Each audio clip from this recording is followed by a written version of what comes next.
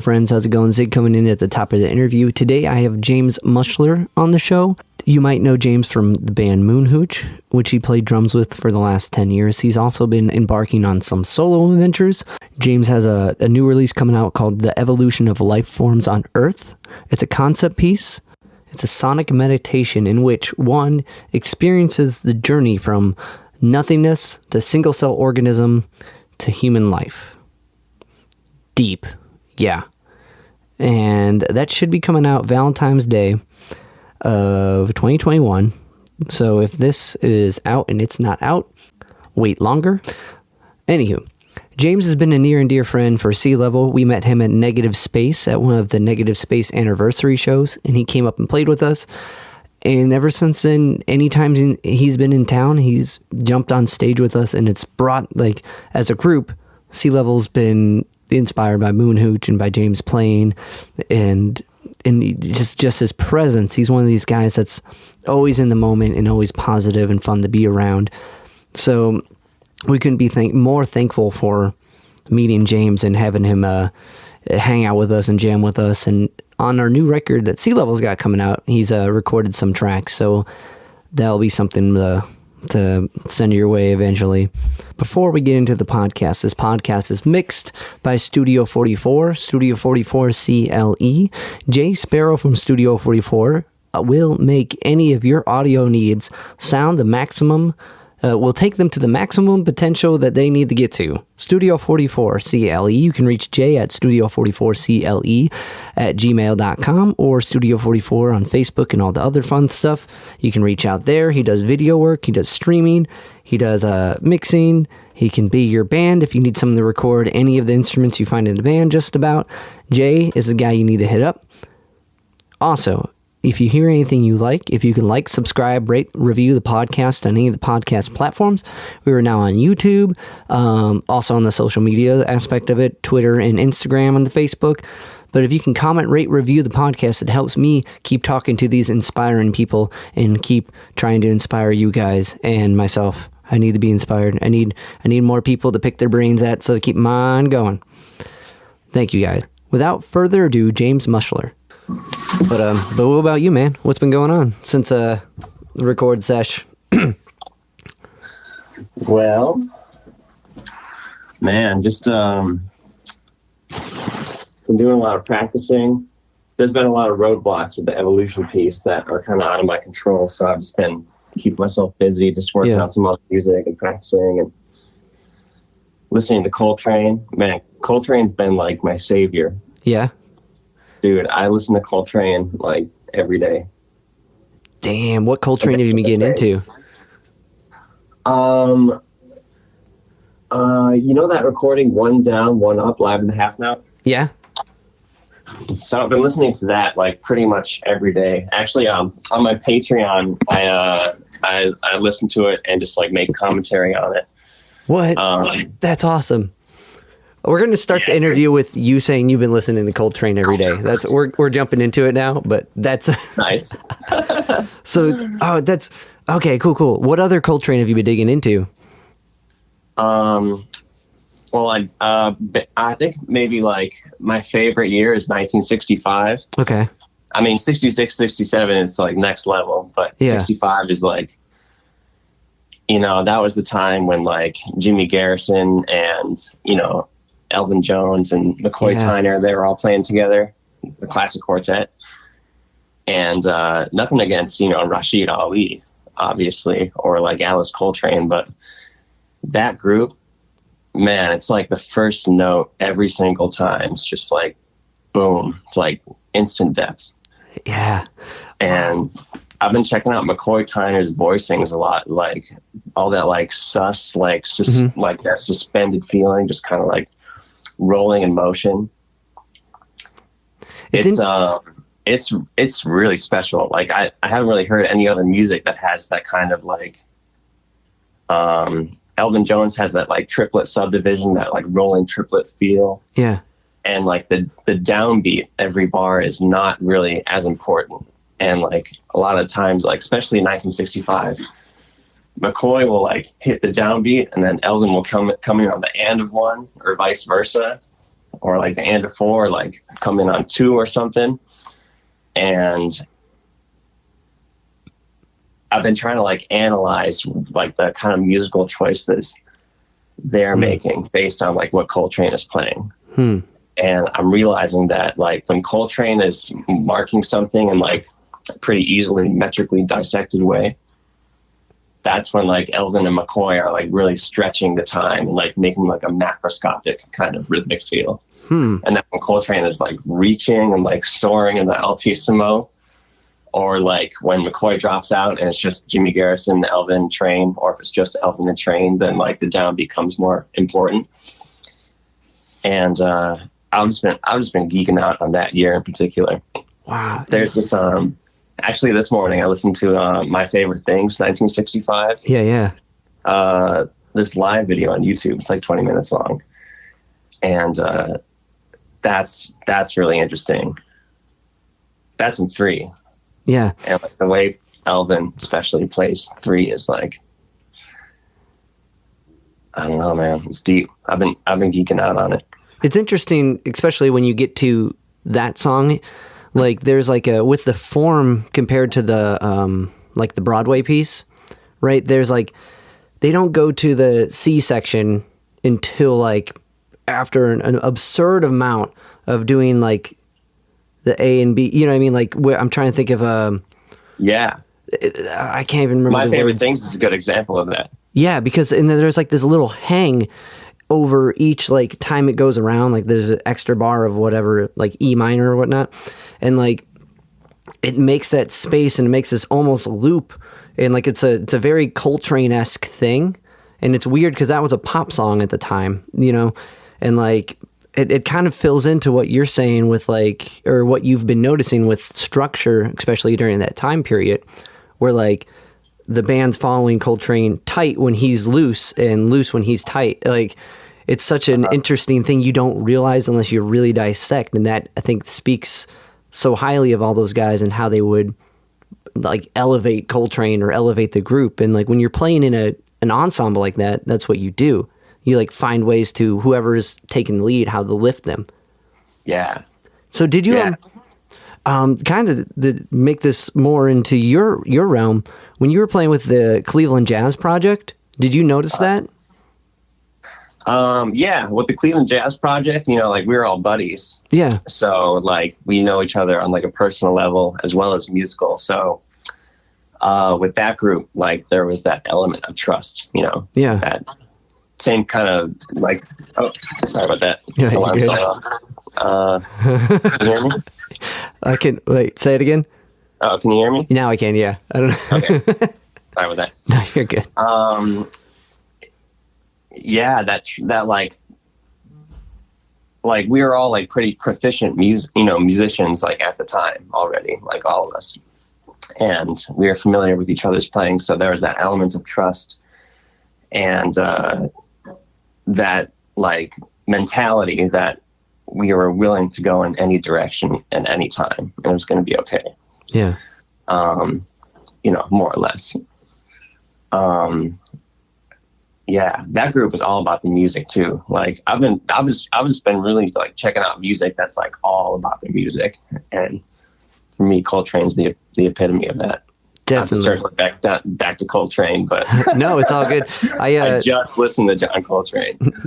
It's hard not. Coltrane's one of those figures that like, or Jimi Hendrix, or like one of those innovators that will always be inspiring because all their work is just innovation. It's like growing from like even looking at the kind of touching back. So you've been diving into like the 60s period where it was like a structured thing. It's before Love Supreme. It's before like he really went off into this different direction, right? And like there's a lot you can see that he's changing standards or like playing within the form, and it's almost easier to see how innovative someone is when they fuck with the form. Does that make sense?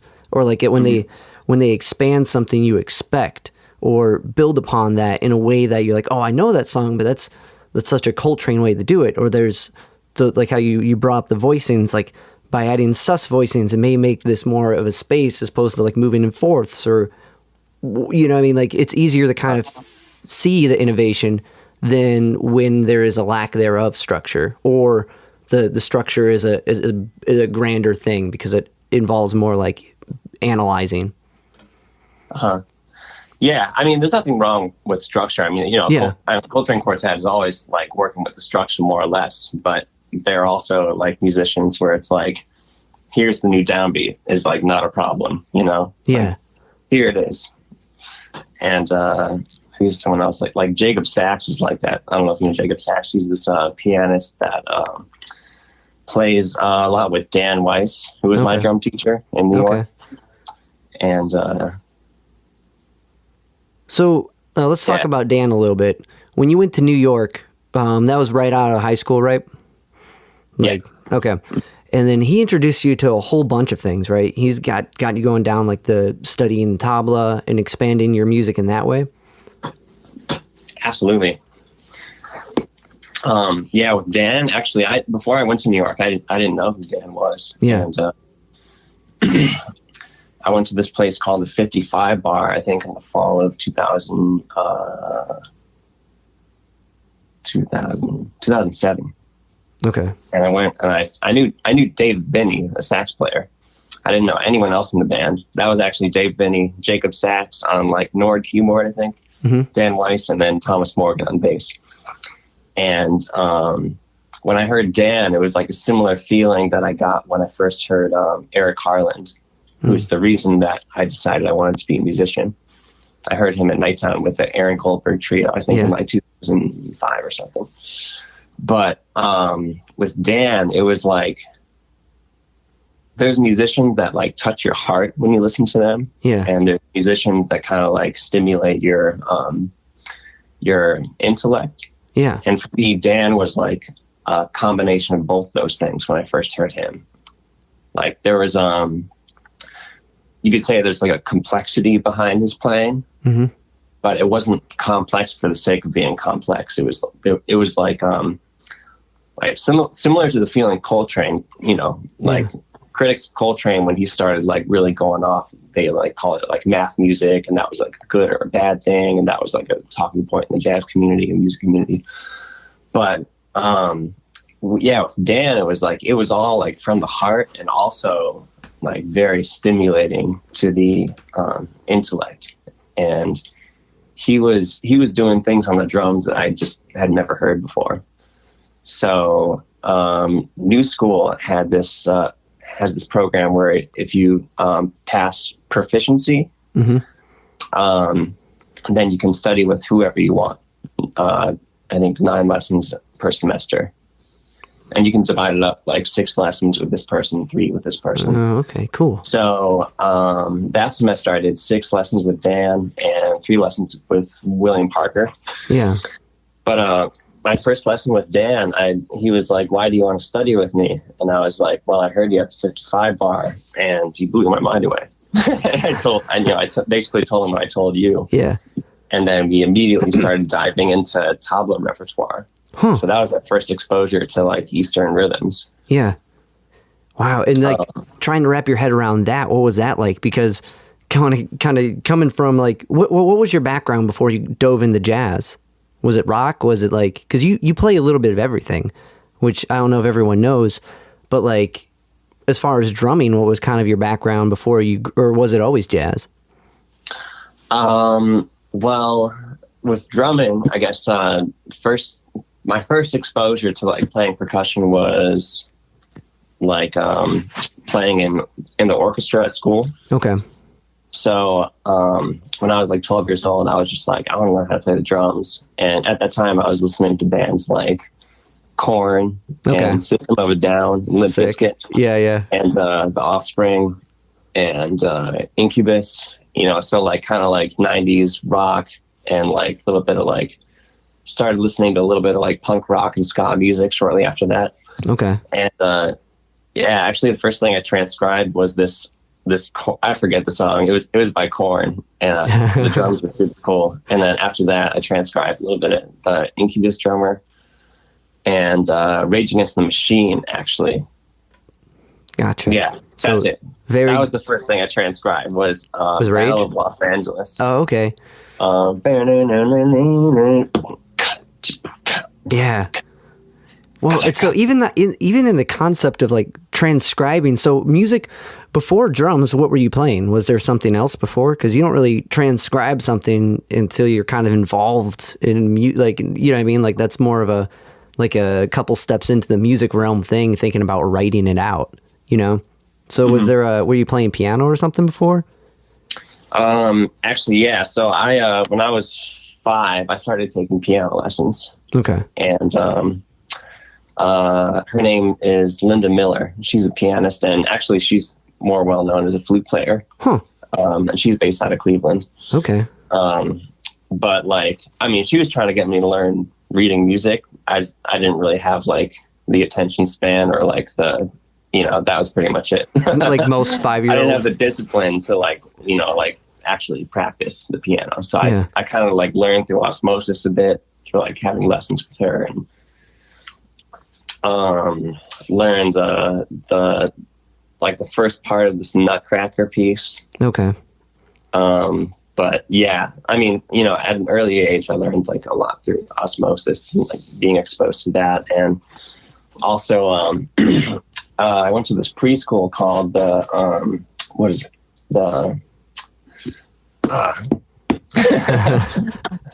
It was something with music in the name. I don't know. Oh, the music settlement. Oh, no shit. Okay. Preschool. Yeah. Gotcha. Huh. So actually, yeah, I remember. Actually, I don't remember, but vaguely, I've seen videos of like running around the room with this tambourine. Yeah. And it's so funny. Like, so much about me is like encapsulated in that video. Like at the time, like Linda Miller, actually, she was the teacher. Oh, okay. She was like, all right, everyone who's wearing pink, stand up and run around with the tambourine. And like, I got up like wearing blue, like started running around. Yeah, so piano was first. And actually I tried to play saxophone in the 4th grade. Okay. But I got discouraged because like, I mean, I wasn't really practicing either. Yeah. I couldn't, you know, I was just squeaking. Everyone else playing C major scale, and you know, it came to me my turn, and I just kind of like looked around the room, like shifty eyed, like. So the saxophone, I picked that up later, you know, after I met Mike and Wenzel. And did they help you fine tune it, or were you like kind of picking it at it before you got with those guys? Like, were you still working at it a little bit? Because you rip on the sax. Like, I remember stepping in to hear some of seeing you and Isaiah mix some of the stuff for your new project you got coming out, and you just be dabbling on piano and like dabbling on like sax and just like ripping whatever, and it's like, fuck, how can you be so competent and amazing on drums and just able to do all this? And like, so were you always kind of picking at these things and then found someone that kind of helped you like expand upon it? Or when you met Wenzel and those guys, did it just click because you were hanging out with saxophone players and like that's the more of the osmosis thing? Well, it's not like I can play every instrument. I mean, with the piano, you know, like definitely like a lot of like my experience with the piano has been like dabbling and like translating like stuff I learned for classical percussion onto the piano, and like, you know, like learning technique and like learning how to play like C major scale kind of came secondary. But with the saxophone, I mean, John Coltrane has always been like my musical hero. It's funny that we started the conversation there. But, you know, actually Mike sold me my first soprano saxophone. And he was like, we were all living in an apartment building in Brooklyn together. And he was selling it. And I was like, I want to learn sax, you know, like Moon Hooch was already, you know, we had already started. I was like, that'd be cool. Like, I'll try it out. So I bought that from him, and then learned chromatic scale. And then, you know, like when we were on tour, I would like sometimes wake up early and like go for like a sax walk is what we called it. Okay. Basically just walk around with the saxophone. And for me, that was really liberating as a drummer, because like, you know, like especially in the subway days, like I'd have to like lug my drum set down there, and like, you know, they'd be ripping, I'd still be like setting up my kit, and like, you know, like I'd be like, it would take like forever to break down, and like, it's really nice to have an instrument you can just kind of like whip out and like it's like immediate, like start making music on it. Yeah. So for me, like saxophone was like a quite literally breath of fresh air, you know, in that way. Yeah, I went through a period of practicing tabla and saxophone more than the drums for probably maybe like 4 years. Yeah. And was this okay, so kind of the backtrack, you like in 4th grade, right, you get discouraged from sax, and then when do drums come in? When does the kit come in? So I remember 4th grade, so whatever age that be.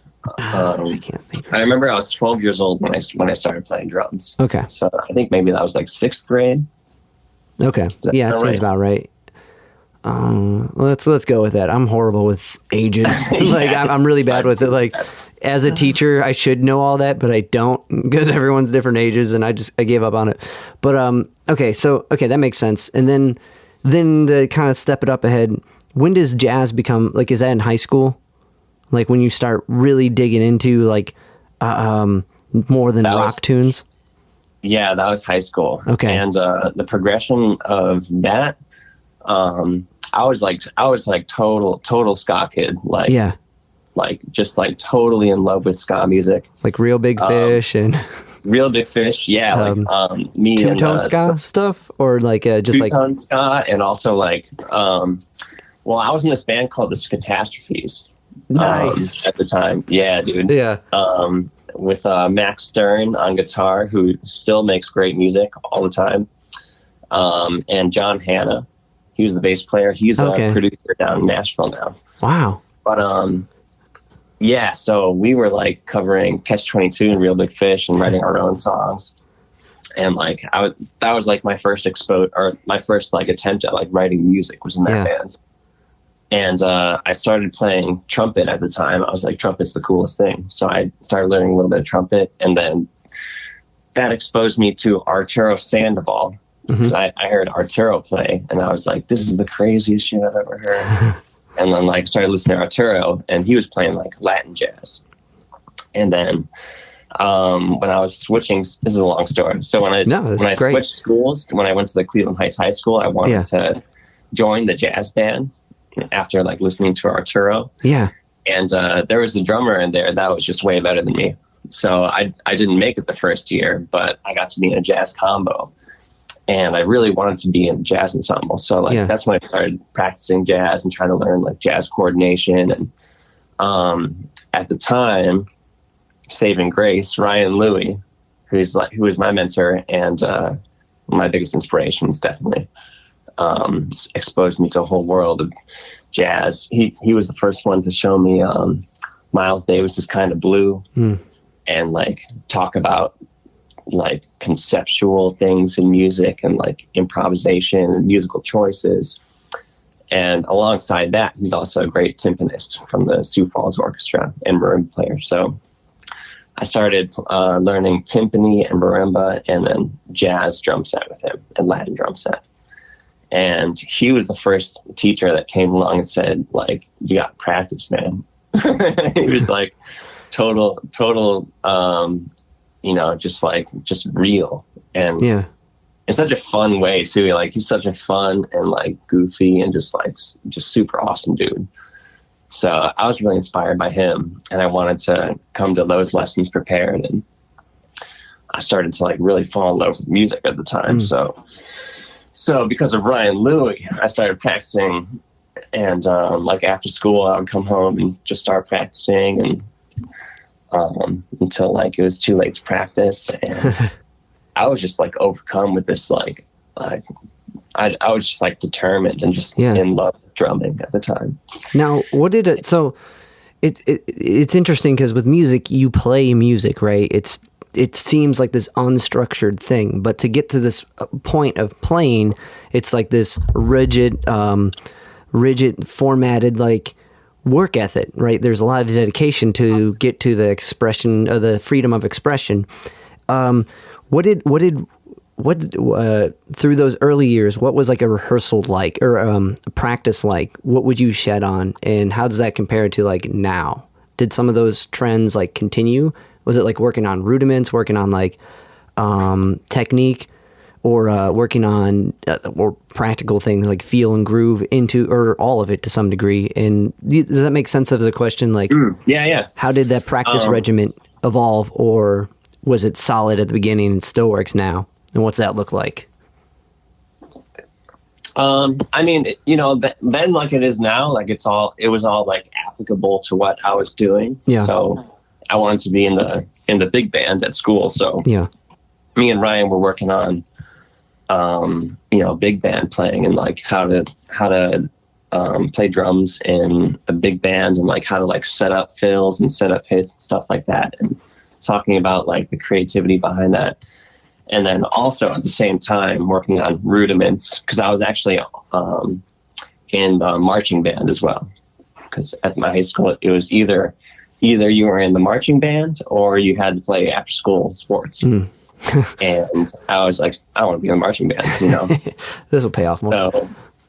So I started on quads the first year, and then I was on snare the last 2 years. So yeah, we were working on a lot of like rudiments and like marching band practice, and then also in my lessons with Ryan and big band playing. And he got me into reading some books. Like The Art of Bop Drumming by John Riley, and then his second book, Beyond Bop Drumming by John Riley. John Riley is actually Dan Weiss's teacher from Manhattan School of Music. Oh, so no shit. Weird how that tied in later, but yeah, it's all connected. And then also Jim Chapin's drum book, and this book called Stick Control. Those were like the 4 books that spent a lot of time. And also Steve Houghton's, he's a guy from the University of North Texas. He's got this great book about big band playing, and it's got a bunch of examples on how to like set up drum fills and stuff like that, or set up like big band hits. And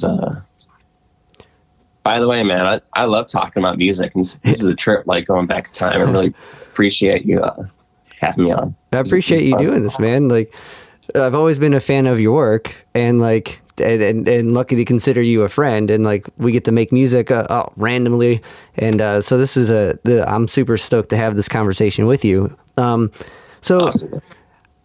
Like, okay, so you're exposed to all these things. What was kind of the common takeaway? Like, if you had to look back and be like, working to be in jazz, because jazz combo is a lot different than jazz ensemble, and marching band's a lot different than like classic drumming, or being in a classical ensemble or an orchestra.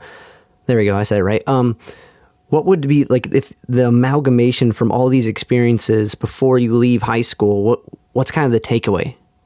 Does that make, like, was it like learning how to really understand how rhythm can be applicable in different situations?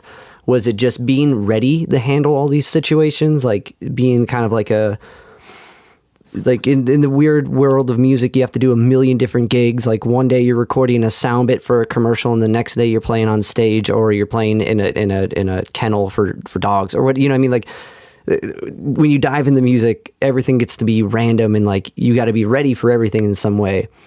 But there's always kind of like a takeaway from all these things you experience with like your high school music career. Is there a specific takeaway you can kind of look back on? Was it like learning how to be dedicated? Was it learning how to understand rhythm, or like the dive into music you don't know?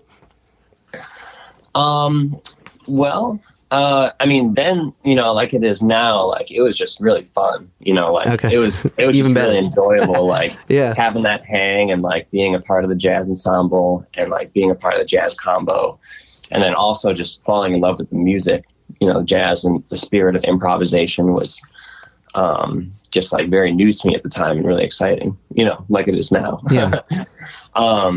And, you know, I guess the takeaway, would be, I was just like having a lot of fun, just like living that. Yeah. And like having some sort of like purpose, you know, for myself. Cause before that, I didn't really like know what I was going to like do. And I didn't really, you know, I guess at the time I wasn't thinking like I want to be a, you know, musician or whatever, like as a profession. Until I saw Eric Harland when I was 17. And that was the year before I left high school, you know, so, but I was like, you know, on my way to like sort of that epiphany. And, you know, like my manifesto for like playing music was a little bit different than it is, you know, then than it is now. You know, now it's like, you know, every musician has to ask themselves at a certain point, it's like, okay, well, why play music? Like, is this just for like my fun and my satisfaction? And like in the beginning, it was a little bit more, I was just like, personally just like into the idea of like, creative and intellectual exploration in that medium.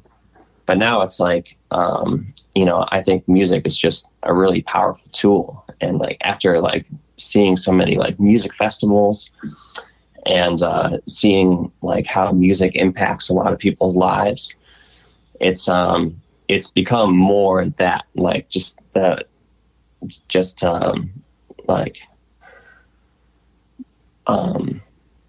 like being in, you know, paying attention to the fact that music is important. You know, it has value, and it does have this tremendous ability to sort of bring people together. And the subway was kind of like the first catalyst in like really understanding that in a really tangible way. It's like, wow, all these people, all different ages, all different backgrounds, demographics, they're all getting together because like, we're just making this music on the subway. And like, where else does that happen, really? Yeah. In a way. That's it. It's almost like the purest way to catch people, or to see how it affects people. And I think that's a really interesting question you pose, or you propose, is like, why do you do it? Is it for self-validation, or is it for achieving something more than that? And like, it's interesting because in high school, or even throughout life, a lot of times people are trying to figure out what they are, or what they're supposed to do. And I think, I know personally with music, I lucked out and was like, I'm going to try to organize these sounds, and that's going to be it. You know what I mean? Like, I'm going to arrange these sounds, and that's what I do. But it's a direction, and a lot of people don't have a direction. And like, even if it goes nowhere or amounts to nothing, just having this sense of a direction is more fulfilling than the lack thereof. Because a lot of people kind of wander around trying to find that direction, and still are. And eventually they will, you know what I mean? Like, everyone finds the thing.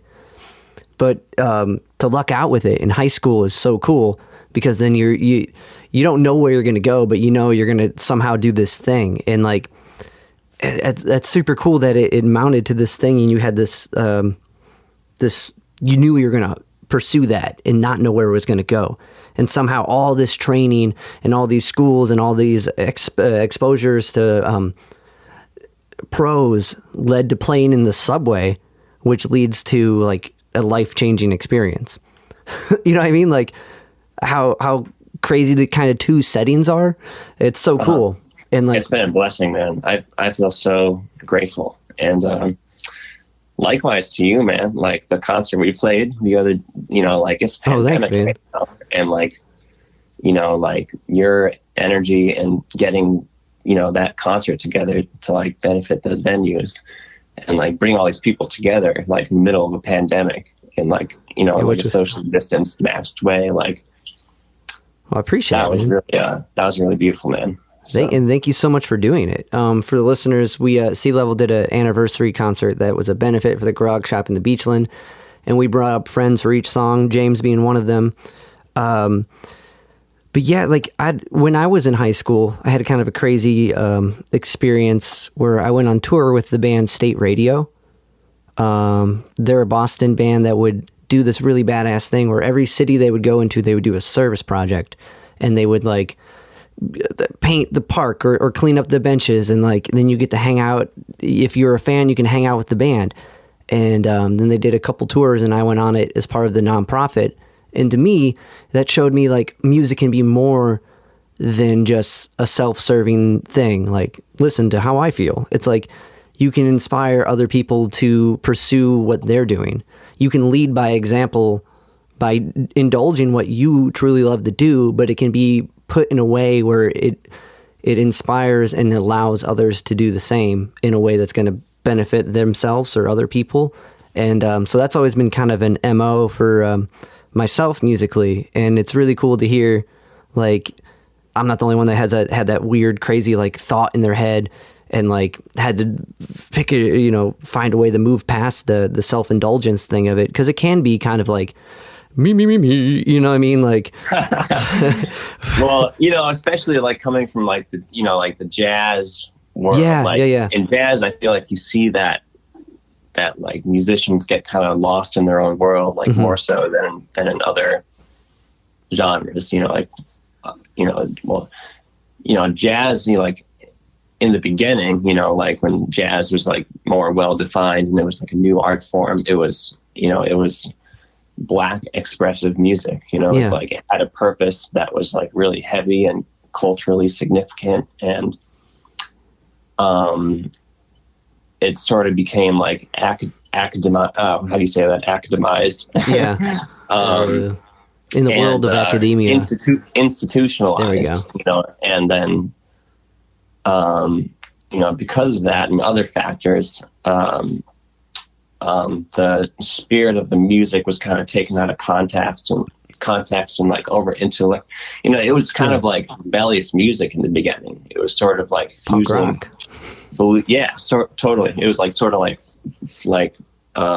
like blues tradition with like punk rock mentality on like Western harmony. It was like really just like, and now you see a lot of musicians sort of like,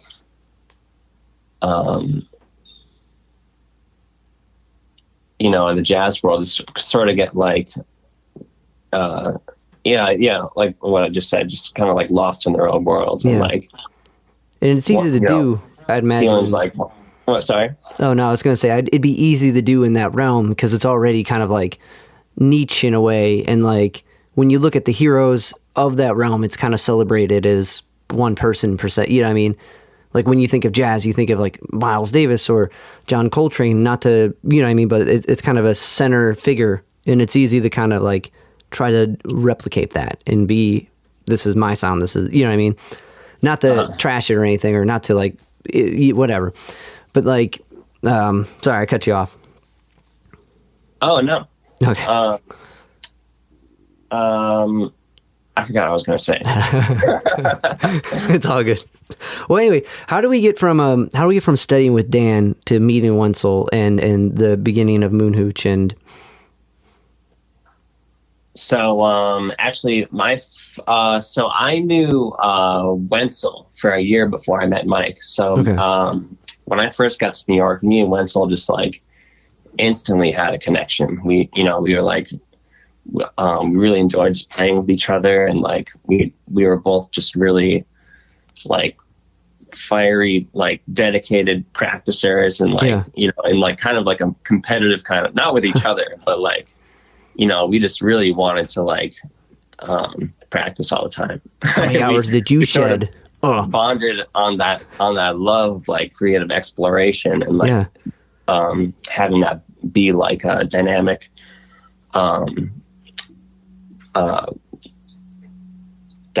relationship between both of us.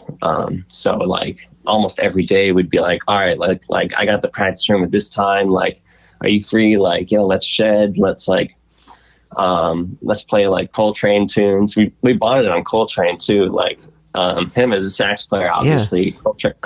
It's funny, it's like me, Mike, and Wenzel, our musical hero collectively is Coltrane.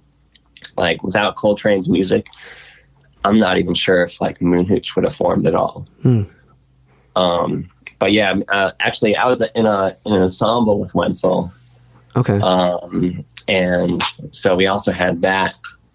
And then the next year, Mike had come from University of Amherst, Massachusetts, or University of Massachusetts in Amherst. And this is a funny story. So the first time Mike and Wenzel had interaction, Yeah. I guess you'd call, yeah. It wasn't really a direct interaction. So, all right.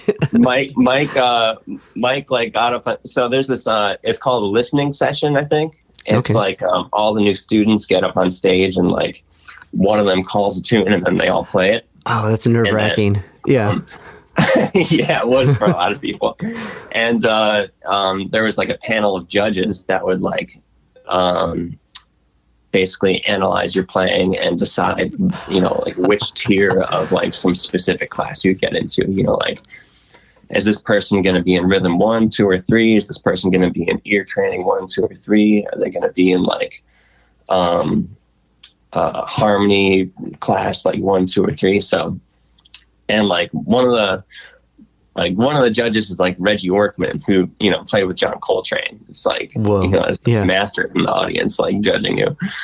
And so this group got up on stage, and Mike was called up, and Wenzel was there in attendance, I guess. And Mike got up on stage wearing sunglasses and just like Abercrombie and Fitch sweater, and like was just like tenor madness 1, 2, 1, 2, 3, 4 without saying anything to anyone.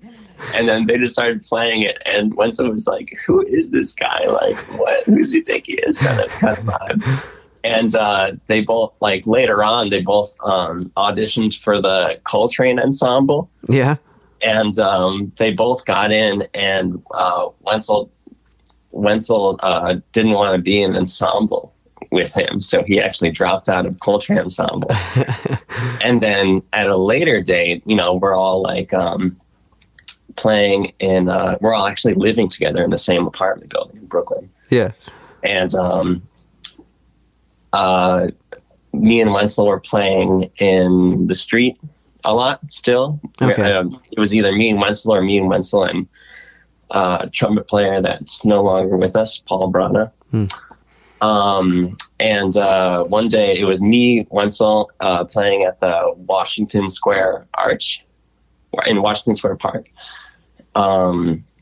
which is like right next to the NYU library. So it's like a super, like, there's like a lot of students, and there's like, it's like you can play it there, and like cops aren't really going to mess with you like 9 times out of 10. So it was like a spot that you could go to play, and like the acoustics were really good. So we were playing on one side of the arch, and Mike and our friend Max Jaffe, amazing drummer, were busking in a similar format. And so Mike was there with his tenor sax, Max was there with his drums. So we kind of like ran into each other. And so they started playing on the other side of the arch. And the way the acoustics are, it's like their sound, they're going over one side of the arch, and me and one sound was going over and meeting in the middle and then being reflected down. So it was just like it was an interesting kind of like surround sound experience and collective musical improvisation. We're like, 40 feet away from each other.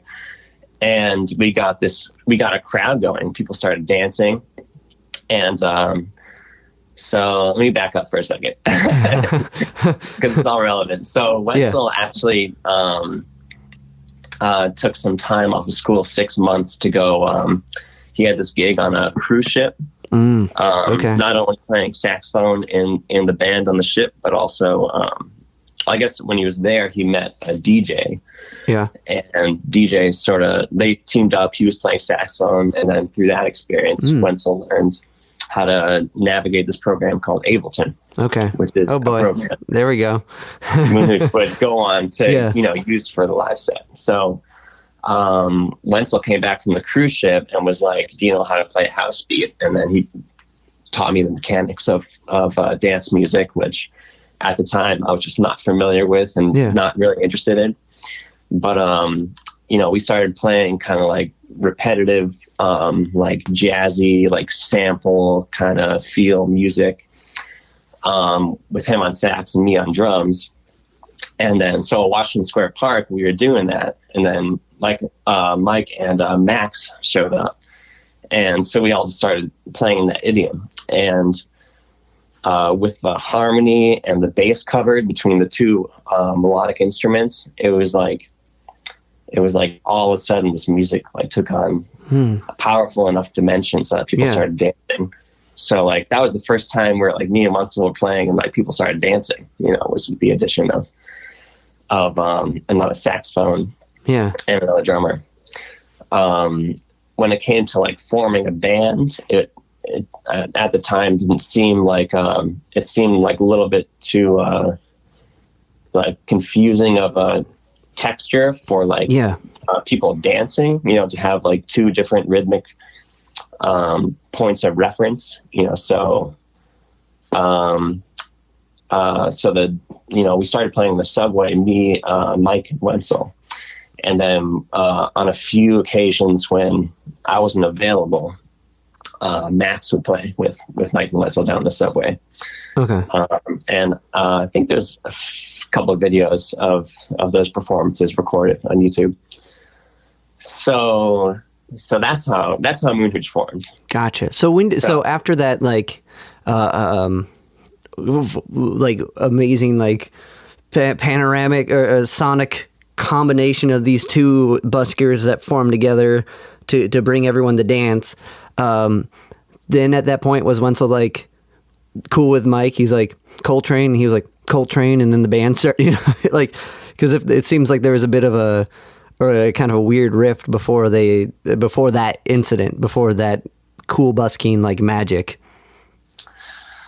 Well, I mean, when it comes to like interpersonal, connection, communication, and emotions and egos and things like that, like there's, definitely some clashing and some hurdles that had to be addressed, and definitely some complications, like definitely some like heated rehearsals that like that are not, but was that just, like it's like with any other band. Was that the thing that like bridged the gap though? Like like in academia, it seemed like they were kind of avoiding each other, but that busking incident before taking it to the Subway, was that kind of what, like, okay, that was cool, let's do that again type deal? Yeah, it was cool. Like, wow, that has never happened before. Like, we should like explore this. Yeah, because like coming from the jazz world, like, you rarely see like a performance where like people get up and actually start dancing. Right. It's not, at least now it's not dance music, like swing music was like back in the day. It's almost like a intellectual dance music. Like when the jazz crowd, I imagine that you would go see like at the Bop Stop or at Nighttown would be just like kind of, you can see their thinking, like they're grooving in their head. They're trying to figure it out. It's like a different type of dance than to like actually see people move. But I feel like that's, as a performer, that's more exciting. It's more exciting to see the whole individual take over and like get into it.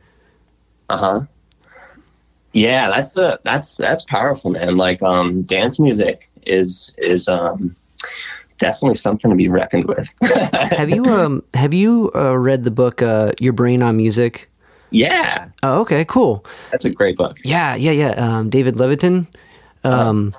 Yeah, I really enjoy his stuff. He's also got The World in 6 Songs. I don't know if you've dove into that one yet. That's like an evolutionary trace. I heard about that. Yeah, I've been meaning to read that one. Yeah. His stuff's really good. Like I've read Your Brain on Music quite a few times. But there's this idea, right? Like, I went to school for music therapy,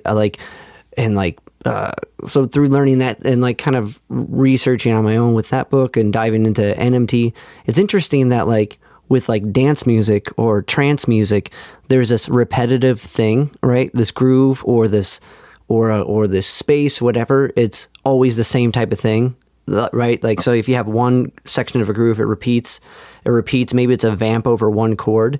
So your brain, like, which likes to, like, based on the Gestalt principle of expectancy, likes to know what's going to happen next, right? So that's why, like, when there's like a deceptive cadence, our brain's like, ooh. But if we know if it goes like 1 to 5 or 5 to 1, we're like, oh, cool. We expect that. All those notes, and from playing piano, want to lead to that, and that in our brains like dopamine. So like with a dance groove or a trance groove or like something that's already establishes, okay, it's just this over and over and over again, it kind of allows the brain to hear what's being said on top, right? Like, so that's why, I don't know, like maybe that's why James Brown is heard so loudly, because his grooves are repetitive, or maybe That's why people are able to latch on to you guys just grooving on one thing in the subway and are able just to jump into it. Yeah, definitely. That's a deep thing. And what's that author's name again? David Levitin, I think. It's L-E... Levitin. I'll send you the link for the other book. Awesome. So he in that book, This Is Your Brain on Music, he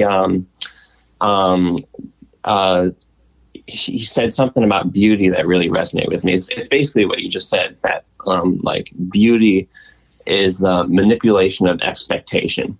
You know, like those cadences where like you expect things to happen and then they don't, and it surprises you and sort of catches you off guard. It's like when you go through the whole day without thinking about a sunset, and then all of a sudden there's like a beautiful sunset that you didn't anticipate, and it's like, you know, I guess it's beautiful because like you didn't see it coming. And it's like, wow, like the way that the clouds are, the way that the sun is, like all that, and like or what's I guess, you know, take a musical example. It's like, you know, like latching onto that rhythm. It's like it is a deep conversation. So like so, you know, like, I mean, trance music is beautiful. You know, trance is like a subgenre of like dance music, but it's like really slowly changing motifs over time. You know, I don't know where I'm going with this. I'm just talking. I love having this conversation. Like, it's those like little moments where like something changes is like what keeps you engaged. You know, like you get something about dopamine, like, you know, like that reward system of like that gratification of like hearing music that sort of like brings you along for the ride. You know, using these elements like repetition and time. You know, people say like, oh, I don't have rhythm, but like everyone's got, you know, everyone walks in rhythm, talks in rhythm. You know, like they might not like think that they have like, you know, quote unquote like musical rhythm or whatever, but like if you like music, if you like, you know, if you like are affected by something like dance music, then, you know, you have rhythm. Yeah. You know, it's interesting because like the kind of two thoughts on that, like the idea of rhythm, everyone has, if we zoom out of rhythm, it's like emotion, right? And our existence is essentially some form of motion. Without motion, you don't really exist. If you don't have like electrical synapses going in your brain and making those connections, having some type of movement, there's quite literally nothing. You know what I mean? And if you would zoom in more on what that motion is, you'd see it's either repetitive or there's some type of rhythm to it. So it's heady to say, but rhythm is life. But they kind of zoom back out to like trance music. It's interesting because you bring up how it's slow changing, right? And when those changes happen, it like you're like, oh, there's a change. And in a weird way, that's kind of like life, right? We go through so much of the same thing every day, and then one thing changes. Now you're in New York, or, you know, fill in the blank, and then it's like, whoa, and then that gets to be repetitive, and then the next thing happens. It's a really I don't know, it's crazy. It's crazy like how you can make these weird comparisons into it, but rhythm really has like a profound human nature to it. Definitely. Like everyone experiences that. Everyone experiences like changes in their lives, you know, and like whether or not they like perceive it like intellectually as like a rhythm. Yeah. You know, it's a point. It is like, you know, just living in this universe, like on this planet, we're just like in the rhythm of like night and day. Yeah. Like we have no control over that. Like we're in the rhythm of like existence and non-existence, or like, you know, like the seasons changing. It's like these are like big rhythms that can't be avoided and affect us, like whether we were paying attention or not, you know. Is that kind of the jump gears, and we can come back to it, but with the evolution of life forms on Earth, is that kind of like where the idea stems from a little bit for your PCF coming out on Valentine's Day? Yeah. I mean, well, that piece deals with like conceptualizing the changes that have happened in the fossil record. Yeah. Using sound as the, changes in sound, manipulation of sound as a way to sort of express that in a sort of abstract way. Was inspired? Well, what inspired that? What brought that the idea? Because that's a hefty concept for a record. Like, not too many people are taking on life existence with well, I shouldn't say that, but I mean, to track it like that. What kind of brought up this inspiration to do it? Well, it's definitely a passion piece. I love music, and I love prehistory, and I love nature, and I love animals and plants, and like the universe, and like this like existential awe. You know what I mean? Yeah. Like, yeah. That's always had a big, like it has a big impact on almost everybody. But like for me, and my background growing up, like I spent a lot of time outside, and like I guess it's more like I spent a lot of time like learning about animals and like learning about the fossil record. And actually what ultimately inspired that idea was I was in Chicago as a teenager, and at the Field Museum there, where like Sue, the T-Rex, that skeleton is, they have this awesome evolution exhibit. You basically go from room to room, sort of with like a bunch of stuff on the wall and imagery of like animals and plants, and like artists reconstructions of like what the sky looks like, what these animals look like, what the terrain looked like. And going through that exhibit, I was just overcome with this like just feeling of like awe and wonder. And at the time was like really getting like super into music. Yeah. At the time, I didn't have the idea to make that.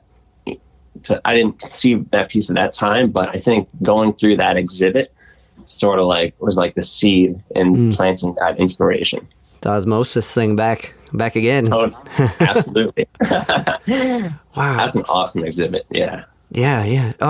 It's interesting that, I don't know, you as an individual, and I'm sure plenty of other individuals are moved by Earth, by life. But there's been a particular time where the Earth was moved by you, in a way. Like that there was and this is totally jumping ship, but like microburst. Apparently that happened to you as a kid. What's microburst? It's like it's like where the ground lets up. You mean like literally? Yeah. The ground, like it does, almost like a sinkhole where it's like, pfft. Oh, the ground open. I mean, that never happened to me, I don't think. Why did I say it happened to me? No, I found this article, man. It was apparently in April of 1996, the phenomenon of a microburst, and it apparently happened by wherever your dad was living, where elevation, land rises, and like it just shifted some sidewalk and knocked down some tree, and there's a picture of you and your siblings hanging out by it. I was trying to tie it in. Oh, it's interesting. Yeah, to be honest, I don't totally remember. Forget that. Yeah. Oh man! If there's photo evidence, then it happens. Oh man! But shifting gear, I was trying to tie that in. An aha moment. Yeah, just kind of like, wow, the ground moves, like things change. Right? Yeah. I remember it being really, like, the first time I heard about plate tectonics, that like totally blew my mind away. And like looking at the world map, and like South America and Africa at one time being together, and like the way that the middle of the ocean looks with like that big like where the new rocks are created. Yeah.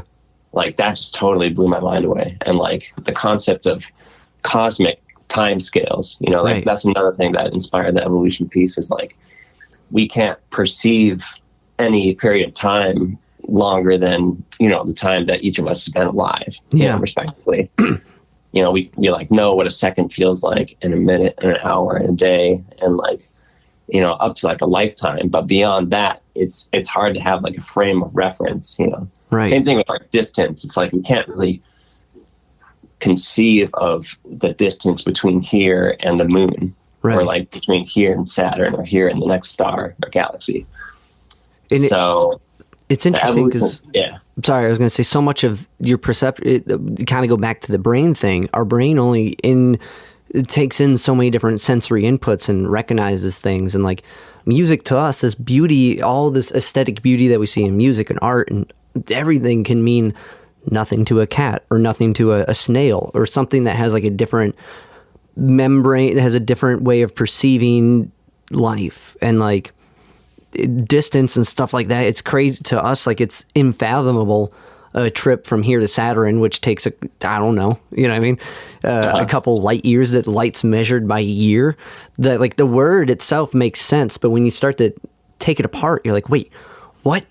How? You know, that doesn't make sense. Like we're miles per hour. Okay, we can follow that. Light years, like it's inspiring and like confusing. But I think it's that confusion that is that inspiration, that like we don't know everything, and there's always stuff to learn, and it's ever expanding. Sorry, I didn't mean to cut you off, but I just wanted to. No, I'm glad you did. You said something about you know, like a cat. Like a cat's universe is like the house, right? And like as humans, like we're no except, like all these organisms on the planet, like they have their own world that they're aware of. Yeah. And like, you know, we're no different. And there's this like that concept of like I'm really into this. I don't know if you know Michio Kaku, theoretical physicist. No. He's like a popularizer of science and theoretical physics. He's got a bunch of great books. I think Hyperspace is his most well-known one. He's also got this book called Parallel Worlds, which is about multiverse theory.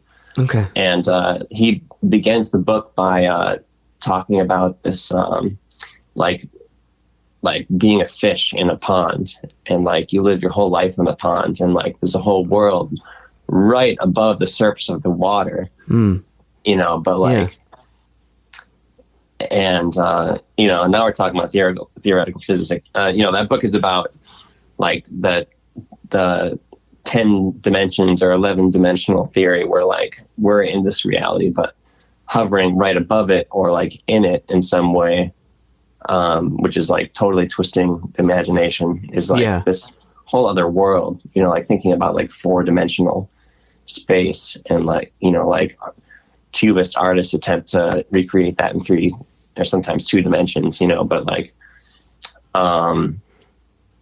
you know, the way we evolved on this planet is like, is purely just for the survival and proliferation of our genes. You know, it's not advantageous to see things in the 4th or 5th dimension. It's like, in fact, that would make it harder to survive an attack from, you know, some, you know, ancient predator. Right. You know, it would be distracting, and you would die. Yeah. You know? Who's already ready to rock and roll in the dimension he's conquered, and like, or they conquer, whatever. That's interesting. I feel like I've read bits of his. I read a lot of like intro books that like take a bunch of random snippets from everybody and put it together. And I read one on Stephen Hawking, and like I think there was a little excerpt about the multi-dimension thing. And the analogy of the fish is like a super good analogy for that, right? Because right beyond, like how you're saying, right above that where the water ends and the land begins is another form of life. That's really cool. That's really cool. Fish lives in the water. Like we live like Earth is our pond. You know, 3 dimensions of space and 1 dimension of time. Right. And like, you know, same with the fish, you know, but like, I think the analogy is cool because it's like it's right above the surface. It's like the fish lives in this like huge world that it can't conceive of. But it's like literally right above the surface. Right. It's at our fingertips, or like at the quantum level, or just like something that our eyes and brains can't perceive, or whatever it is. That's a crazy conversation, man. This is the exact conversation I wanted to have with you, James. Like, I wanted to make it, and it started off the right way. We started off with Coltrane. Oh, and wow. Here we are. Oh, wow. But okay, they kind of shifted back into perspective. How, like, with the ensemble of the evolution of forms of life, or the evolution of life forms on the evolution of life forms on Earth. I said it. Only took me 3 times. With instrumental-wise, like tonally, how did you choose to represent that? What inspired you to pick the instruments you have used for the piece? Because like I remember walking in and seeing you and Isaiah have all this stuff set up, and seeing a little bit of some of the gongs that were used. Like, what brought? How did you find the sounds to represent it? That's a good question. Well, I guess to answer that, I think maybe to put it in context, I'll talk about the original version of the piece, which is actually meant to be improvised between musicians. Yeah. And because that experience led me to think of what instruments would be best for what I was, thinking in my mind for what I wanted it to sound like. So the piece originally was meant to be played among any number of improvising musicians or a solo performer. Right. Basically, the idea is that when it comes to like having it be related to the fossil record, that it was important for there to be stopwatches with time cues to signify major events in the fossil record, notably things like mass extinctions. The idea being that when a mass extinction, as a musician, you're basically recreating sounds in your environment as they're happening. Mm-hmm. And like you can imagine just like being in a silent room. And I think part of this inspiration originally came from people like John Cage, with his silence piece for 4 minutes, 33 seconds. And then also Stockhausen, who sort of exposed me to the idea of like, when you hear a sound, it's like things will never be the same. It's like that sound, much like quantum universe and like like things that we're doing every moment that affect the quantum realm and the butterfly effects and stuff like that. So like if you're in a room and it's just silent, it's actually, there's no silence. There's actually all these sounds happening already. Yeah.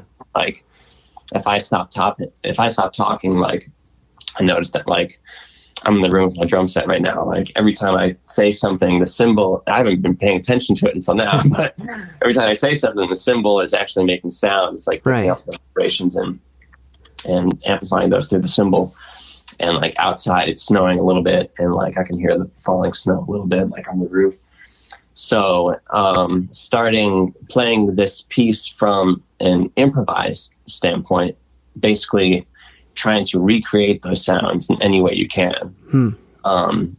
As an instrumentalist, you probably have the most control over trying to do that with your, respective instrument. But basically, so improvising with that concept and recreating sounds as they're happening means that sounds have a lineage that can be traced back in time to an ancestral sound, like the seed. Okay. And with musicians in the same room with stopwatches, they're all basically recreating sounds. Like let's say there's an upright bass player and a piano player, and a sax player, like there was at the first time I tried to play this piece.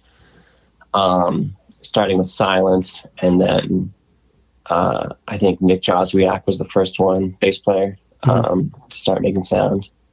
And or maybe, I don't know, I forget. I think maybe it was William Parker. There were actually 2 bass players in that room the first time I tried to play this piece. And it started off with like a little bit of like percussive thing on the bass itself.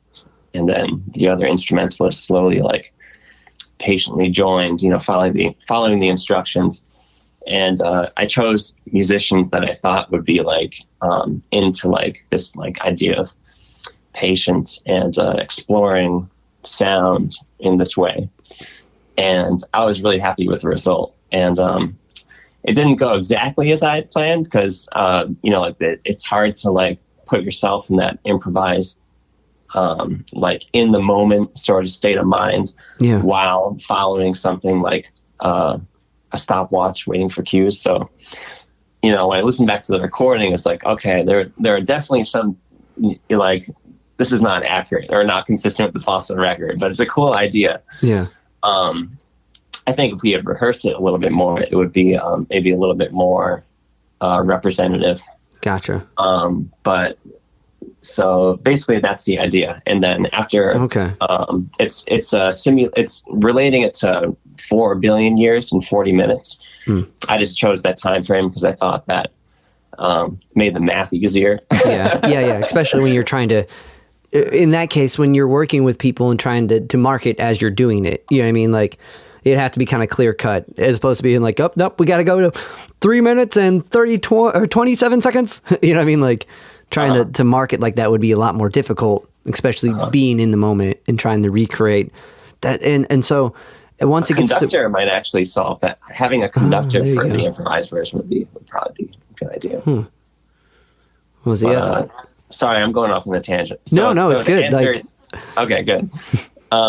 So the instrumentation that I chose for the through composed version that I'm about to release, I thought that gong made a lot of sense because there's a lot of sounds that you can get out of a gong, and it's basically just a big, huge vibrating piece of metal, and when you make a sound on a gong, whether you do it with a bow or with like using friction with different sized rubber balls with a stick that looks like a lollipop. Or if you just do it with just striking the gong softly with a big mallet, heavy soft mallet. So after 40 minutes go by, and let's say you hit that gong 40 times, once a minute, that end result sound is going to be, it's going to have qualities that it has because of the specific overtones that are resonating through the metal.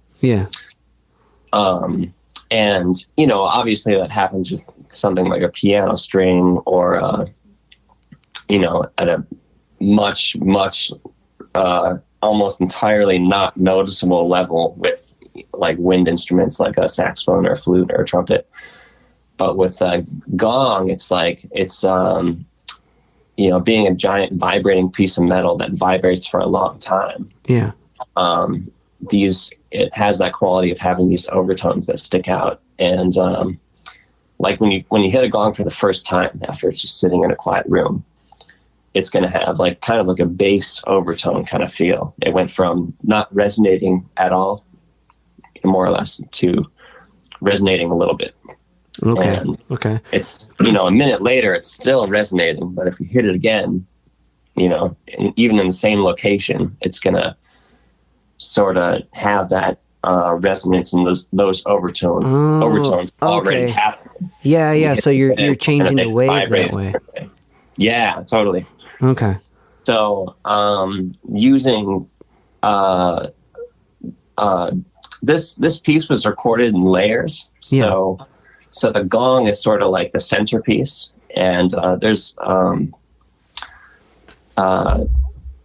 with a gong using friction mallets, those rubber balls, and then also with the bowing technique, you can actually create long tones with the gong, which is cool. So creating that feeling that like things are just constantly changing, constantly in motion, and like every little it's such a sensitive instrument. Like every like the tension in your wrist when you're bowing it, and like the way your arm is, and like how, you know, if you're just letting the weight of the bow just sort of go along the edge and not putting any pressure on, or if you add the tiniest amount of pressure, it changes the quality of the sound and the overtones like quite a lot.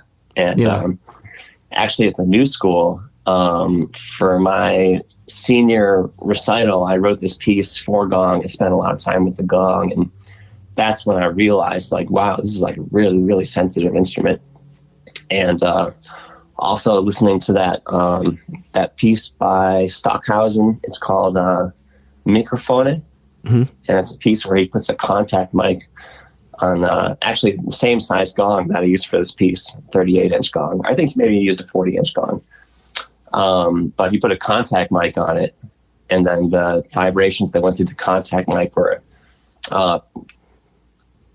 basically sort of amplified all those subtleties, you know, yeah, made them more audible to the human ear. That I didn't realize. Like, I know gongs, like you know, a lot of people who play it or who are very moved by it are really into it.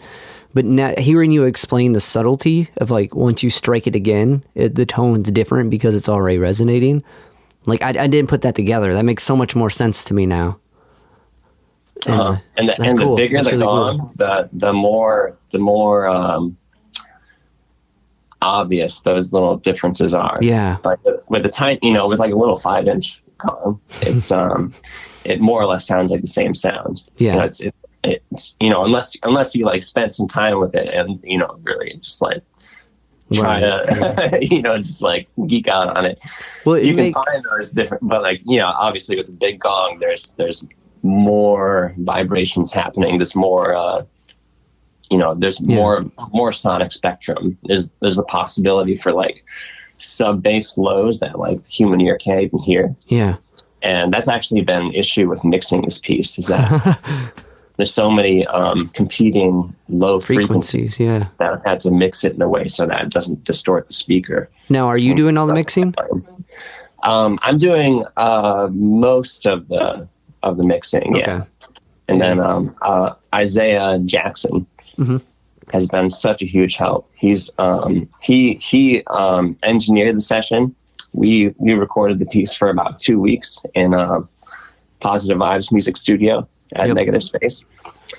And then after we recorded it, I was kind of like, I kind of put it down because I wanted to take my time with it. And like my ears were kind of exhausted from like hearing the same thing every day for 2 weeks.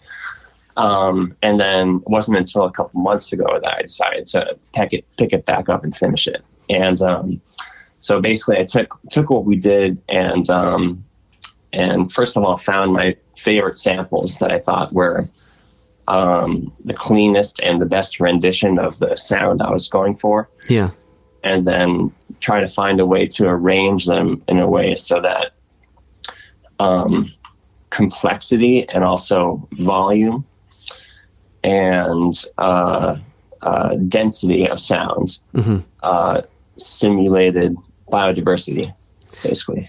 Gotcha. And then low volume, fewer harmonic frequencies, less of a sonic spectrum, and overall less dense sound signified a mass extinction event.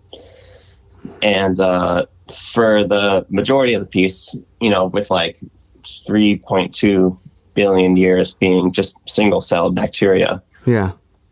And not having this evolutionary pressure of like, you know, predator versus prey, and like the dynamics of having these animals with brains and eyes interacting with each other, competing for, you know, basically, you know, time and space in the environment, that evolutionary rates were, you know, went very unchanged. You know, like when a cell divides, it's like that other cell carries basically the same DNA. You know, when you're dealing with an animal, it's like there's so many cells with all these different specialized functions. Yeah, it's much more complicated. Much more complicated. Yeah. So like because of animals and also animals diversifying, just like sets off evolution and biodiversity like exponentially. So in the piece, it's like pretty slow and unchanging, but like very meditative and beautiful for like the first 3.2. And then, the last, the 5 mass extinctions are in the last 6 minutes of the piece, starting with the Avalonian, then the Cambrian, and then Ordovician, Permian, Triassic, Cretaceous, and then, Jurassic, and then finally the Cretaceous, which was the asteroid impact. So that happens 45 seconds before the end of the piece being. 66 million years ago. So that would be 40. Whatever. I did the math. It's like somewhere around 40 seconds before the end of the piece, and then the piece sort of cuts off with silence abruptly. And go back because it just ends. I wanted it to. It's supposed to be supposed to illustrate fossil record like as accurately as I could try, while like still trying to make it like musical, but like basically make it relevant. So it just cuts off. There's no like musical quote unquote ending where like things sort of resolve and like ends. It just ends abruptly. Yeah. Well, either it starts again, if you're looping it, or that makes sense because here we are. It's almost kind of like going to the concept of hearing what's around you after listening to that for so long, the silence, and then there's now. Damn, that's going to be so cool. I'm super stoked to hear that. Dude, me too. The amount of like just conceptual organizing to put it in perspective, you know what I mean? That's such a Coltrane like thing, man. Like that's cool. It's like music beyond like the use of just like the pop song or the song cycle thing. I don't know. That's awesome. I'm really stoked to hear that, dude. Oh, thanks, man. It's definitely an art piece, Yeah. It has a really meditative quality, which is nice because it, as it relates to the listener, I want it to be a pleasant experience. Yeah. I didn't want to start off with a sound that's like screeching, and then like it starts from there. Like it starts with, just one very simple, very soft gong hit with a big soft mallet. It's just like, actually no, it starts off with the rubber balls. The mallet comes later, but it's very slow changing, but it's very meditative. To me, it's really beautiful. So, well, that's how it expanded. It was slow. Evolution's not a quick thing. That's going to be really rad, man. Dude, I'm stoked for you to hear it. Yeah, I'm stoked to hear it. It's cool that like it was cool kind of sneaking in a little bit and seeing some of the process, because like when you were recording with Isaiah, when his studio was at Negative Space, now it's not I think it's at his own place now, because that room is rented out to some artist. But it was cool to kind of just see like in the capture, because like how you were explaining how the gong has all these different frequencies, and like just to be able to record it. You know what I mean? How do you capture an instrument that fills so much of the space? Like, what did you guys do mic-wise? Do you remember? Like, I would be interested to know how you captured that tone. So there were a couple of room mics. We wanted as much control over the sound of each instrument as possible. And, we're just talking about the gong now, but there's actually a bunch of percussion. There's Tibetan singing bowls, and there's used in various ways, and then also finger cymbals and a wide variety of suspended cymbals. Okay, some of my favorite ride cymbals, and played with sticks and mallets, and so it's not just the gong. Yeah. But when it comes we kind of got carried away with that. Yeah, well, the gong is the centerpiece for sure. But, this piece would not be what it is without that gong.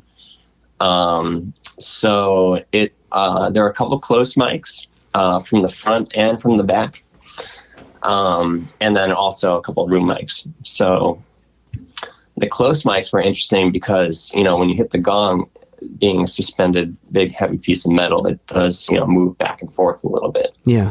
So that Doppler effect kind of like wasn't something I was thinking about, but actually adds to this idea of like a living, breathing organism, like swinging back and forth, you know, like a little closer to the mic and back. Yeah. It creates this, like, that feeling of motion, you know, that's like just happening without the performer having to do anything.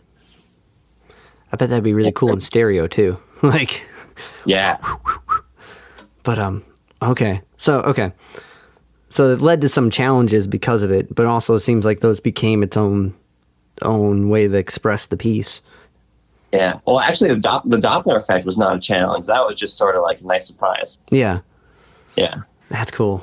Kind of shift gears a little bit. I remember hanging out with you while you were recording that a little bit, because I was getting we did that Stomp video where you played tablas on it, and I was trying to get the mix from Isaiah. One of the times I chanced upon you guys tracking those 2 weeks. And you told me, this is a complete gear shift, but not that I want to leave the subject. I want to come back to it. You told me the story about going to Australia with Moon Hooch that I thought was like a solid story, and how they wouldn't call you Moon Hooch like for some TV show. Oh yeah. Yeah. Hamish and Andy. Yeah. So to kind of get caught up with our narrative before talking about your piece, when did playing in the subway lead to going to Australia? Dude, I'm down to talk about anything. I'm really grateful that we're having this conversation. This is super fun. Yeah, likewise. And thanks for having me. Yeah, no, thanks for doing this. This is I just remember that story was so cool. The Australian, it was so kind of funny how they I don't know. I want to make sure we shared that one. But like, so you guys are playing together, developing Moon Hooch in the subways of New York. When does like that start to take notice? And I know like Mike Daltrey of Soul Coffee apparently took notice. And like, when does that lead to Australia? So there's a couple points in that. Like, let's see. I think Mike Doty came a little bit later. Okay. If I'm remembering correctly. I think the I could be wrong. It's you know, that was like maybe 10 years ago, so it's hard to. And all that kind of happened like within the same time period. Yeah. But we were playing in the subway like a lot, like usually like 5 days a week, and like up to like 8 to 10 hours a day. So like it became your new shed. Like instead of it became our shed. Yeah, we were like in the shed, just like it was like we were just all about it, just like constant. It was awesome. Man, that was a really special time. So like thousands of people would see us, because you know, 1,000 people come down. You know, 1% of them, 2% of them maybe wait and like check out the music for a bit, and then you know, vast majority of them get on the train, go to where they're going. So like one of those thousands of people were, or two of them were Hamish and Andy, you know, the comedy duo from Australia. And they were filming the show called Hamish and Andy's Gap Year. And in Australia, they have something called a gap year, which is basically a year that you take off after high school before you go to college, where you sort of just like have a period of self-discovery and exploration. Sounds healthy. So for their gap year, I love the Australian vibe. It's awesome. So so for their gap year, for their TV show, it's so funny. They had this idea they were going to go to the United States to like sort of like get to know the United States. Yeah. And oh my God, it's so funny. So they had this big production. They rented out the space in Greenpoint. It's like big warehouse, and every week they had like a different things going on. But anyway, so it was 11 episodes, and they were looking for the first episode, they talk about what it's like the first things they do when they get to New York, and they say they're looking for a band for their show, and they wanted to get buskers from the subway to come and play on the show. You know, they're working with a budget. Yeah. And they, you know, that was like that was like, you know, they were so nice to us and like such great, oh man, they're awesome. But they, so in the first episode, they're like, yeah, we like auditioned all these buskers, and they like showed some footage of like some other buskers, and like, it was so funny, the footage that they showed. And then they're like, but we found this band, and we were underneath, on the first episode, we were, it was me and Michael Wenzel, we were underneath a sheet. And on the first episode, they're like, you know, like, drum roll, please. And they like lifted off the sheet, and we started playing a little bit. And they're like, make a big deal about like, not just one, you only get one saxophone, we got two saxophones. And so we were the, for the show, we wanted to be Moon Hooch. Yeah. Right. Because we're, you know, trying to establish our brand, and our name, you know, just to avoid confusion, you know. So we actually, but they thought it was funny to call us the Busketeers, and that was part of the deal. And so we actually started a new Facebook group called the Busketeers with like links to our, you know, like Moon Hooch page.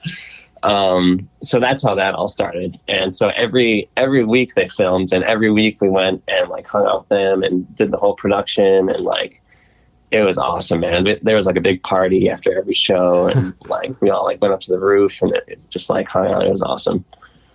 That's awesome. And then the way we got to Australia was the next year they were throwing this show. They were back in Australia. Yeah. And, after their break year. What's that? After their year of self-discovery, then they're back in Australia. Yeah. Right. And so they in Australia, they had this thing called Big Night Out.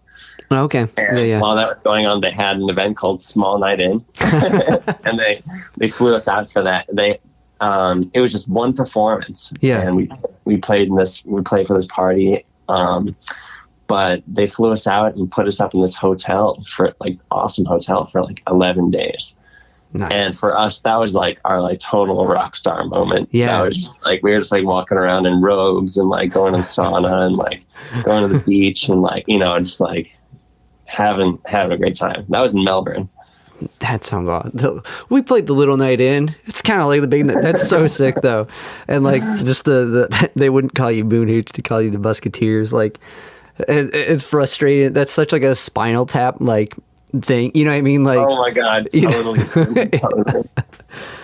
But it's amazing. Like, so from growing from under this cement, like this concrete like garden, you blossomed all these really cool opportunities. And like what I want to say about that, but it's cool. Like, so all these things coming from this thing you wouldn't think. This, everyone walks by it, gets on a sub, giant sandwich, drives home, and just to be in that kind of ethos of people's lives and crossing so many paths, it's amazing what it leads to. And like what you guys did like later on when Moon Hooch started like touring, leaving the subway. You guys did a bunch of other busking endeavors, right? Like I saw there was a video of you guys playing the Cows. There's a video of you guys playing on which is personally one of my favorites, when you guys are on this highway that's like traffic jam and you walking up and down the street. Like, do you have a favorite busking environment other than the subway that you guys have taken over? I'm gonna think for a second.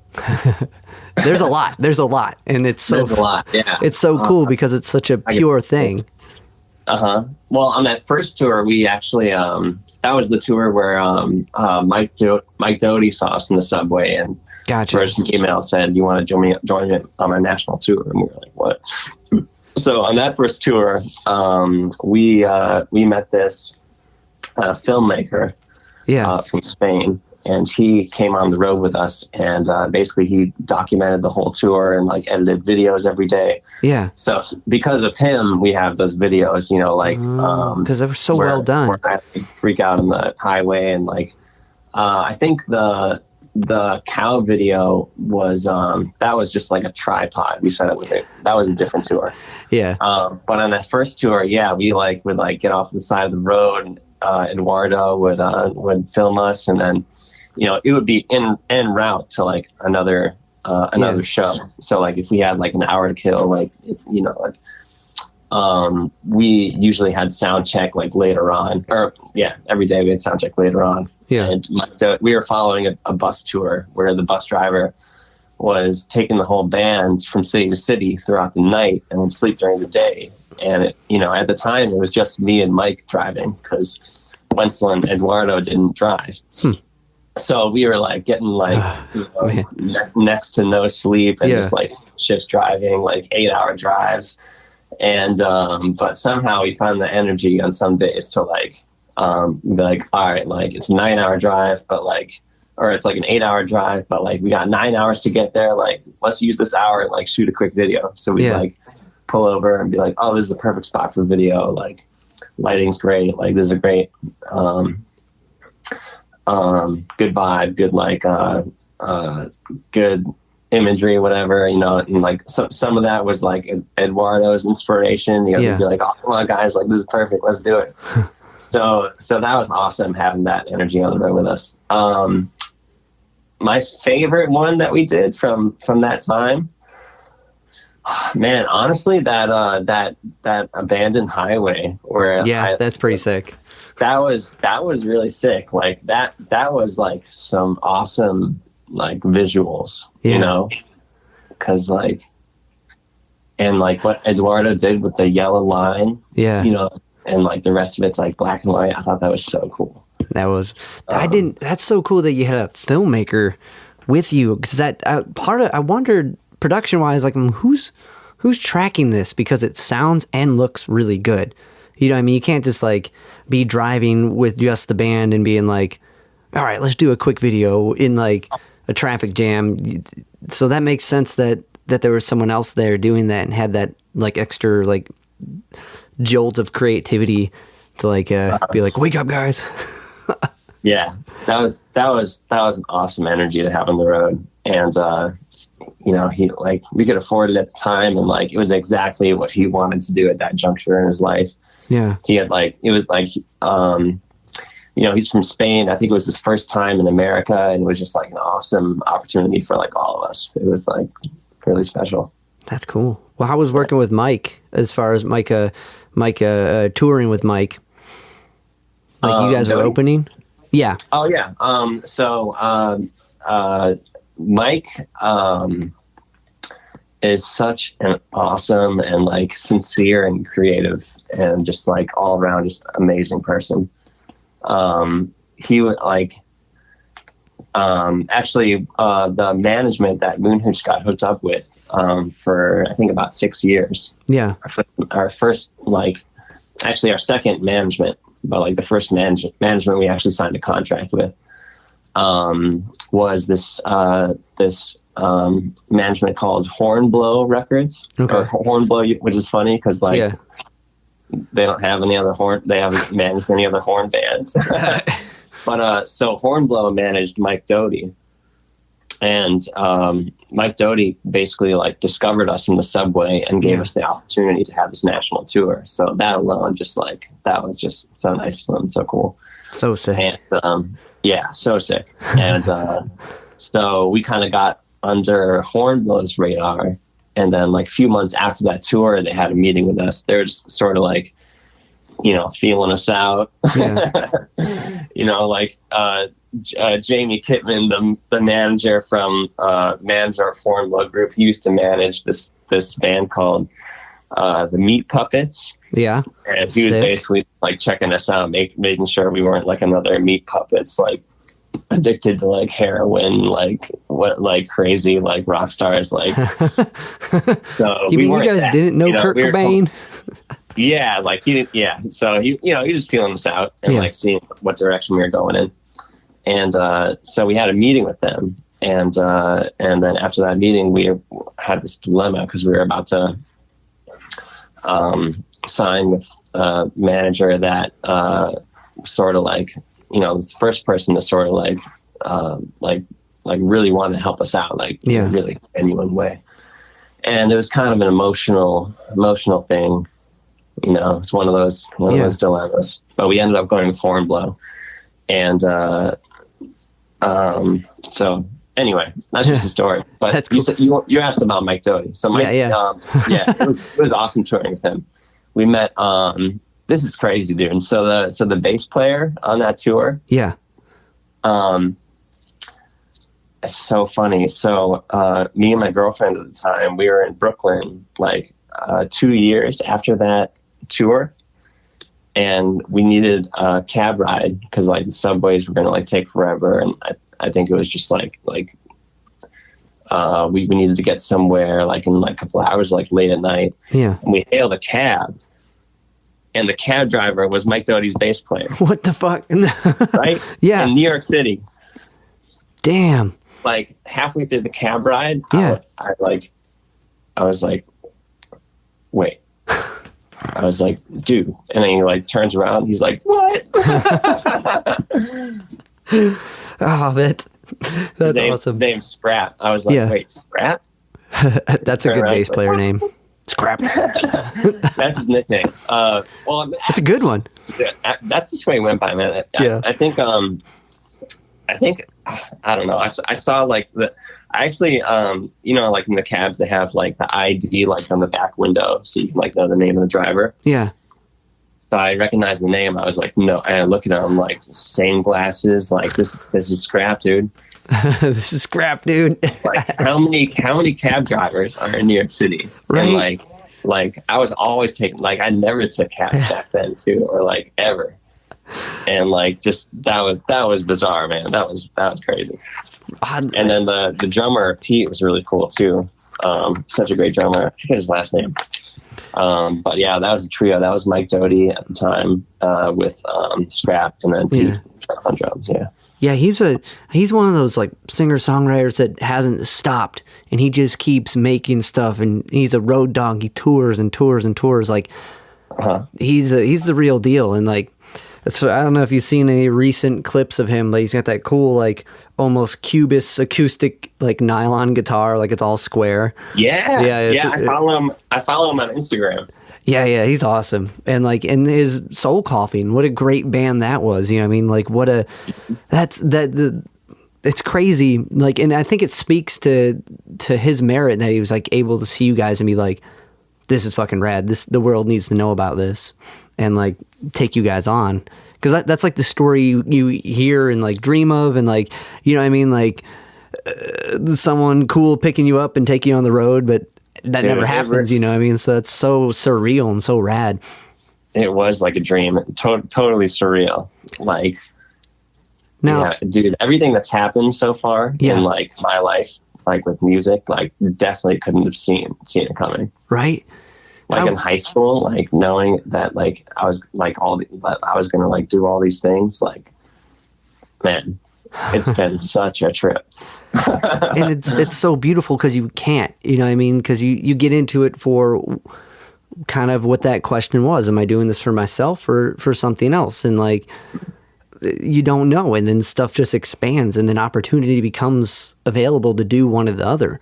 And like, it's amazing. Like, if you just keep doing something, what may come, you know what I mean? Like, and it's almost following that blind faith of that thing you found that resonates with you. In your case, it was music and it was playing. In someone else's case, it might be pottery, it might be whatever. But having that thing that you can kind of not maybe like completely identify yourself with, but gives you some sort of purpose, can lead to that, can lead to this, can lead to what's going to happen next. You know what I mean? There's no way to know it. It's just kind of like this blind faith of following it and like doing this thing you enjoy. That's so badass. Totally. I mean, following the heart, and then also, I was exposed to opportunity too. Like having the opportunity to go to the new school in a place like New York City. Right. Like everything that happened after that, I can't really see that happening like anywhere else in the way that it did. Right. Maybe like Paris or Tokyo. Was it what? But like, you went to Paris and Tokyo? No, I'm saying like, maybe, I see. Okay, like maybe in like Paris. That. Gotcha. Yeah, like in a big city like that. Yeah. But you did spend some time in India. Uh-huh. What was it like? Was it studying tabla, or like how'd that come about? So I went to India On 4 times. The first time I went was tabla intensive. Yeah. So we talked about Dan Weiss. Dan Weiss's Guruji is Samir Chatterjee. Yeah. And I've been with Samir for about 11 years now. Okay. And now is he? I haven't seen him in a couple of years because of the before the pandemic, he was actually only planning on spending 6 months in India. He's been there for a year and 6 months. So I haven't seen him recently, but we stay in contact. But yeah, that first time I went to India, I went every winter at the time. That time in his life, he was going to India to be part of the community that he was from originally, which is in Calcutta. And so I went and stayed at this youth hostel across the street from his apartment, and basically went there with the intention of just.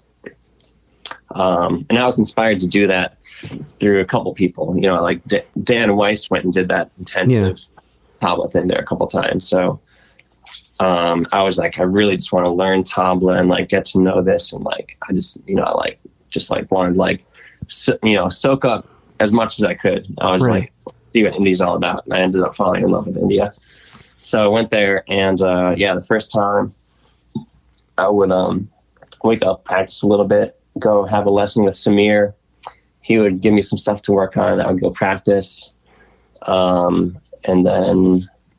That was it. It was just like super intense. Yeah. And, went a few times to like the market in the middle of Calcutta and got to see some of Calcutta, and that was amazing. I mean, that was like, and I had like culture shock that first time I went. It was like so new and just so like I'd never seen so many things about that culture, and just like was like mystical and also like painful and disturbing. Right. And amidst like all like the things that were shocking in a negative way, like I was really inspired by like this like harmony that exists in like the mentality that most people have there, which is kind of stemmed from Hinduism and Islam, like the religious traditions and just a whole bunch of like philosophical like aha moments and like things that just like stirred me up a little bit, And second time that I went with my girlfriend at the time. Yeah. And did a little bit of tabla, but that was just more to experience India. Gotcha. And that was more of the culture. What's that? That was more of the culture, being able to take it in, because the other one was like shedding. The first trip was shedding on tabla and learning and immersing yourself. And the reason you initially went to go there to be in that culture musically, and then now it's like kind of to experience it. That second trip was vacation basically. Oh, okay.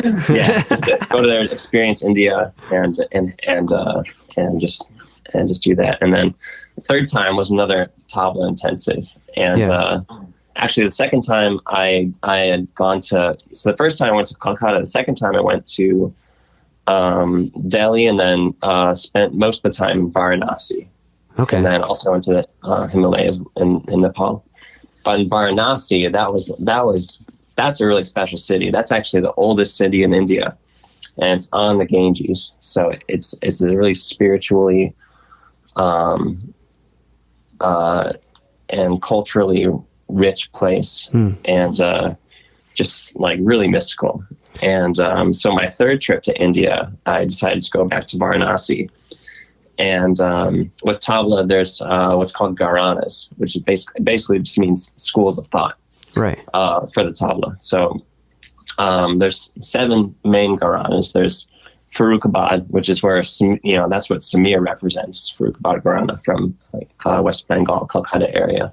Okay. And then there's Delhi Gharana, Punjab Gharana, Lucknow Gharana, etc. And they all just basically relate to the areas that these tabla traditions came from. Okay. So in Varanasi, it's called Benares Gharana. And those tabla compositions are sort of defined by a little bit more of like an aggressive aesthetic, laying into the bass drum. It's called bayan, a little bit more. And also, as it relates to Farrukhabad, compositions that are typically a little bit shorter and, play with that a little bit more aggressive aesthetic. And I wanted to get to know that a little bit better. So, so I went there without having any plan at all. I was just like, I'm just going to go and it's going to work out and I'm just going to like learn tabla.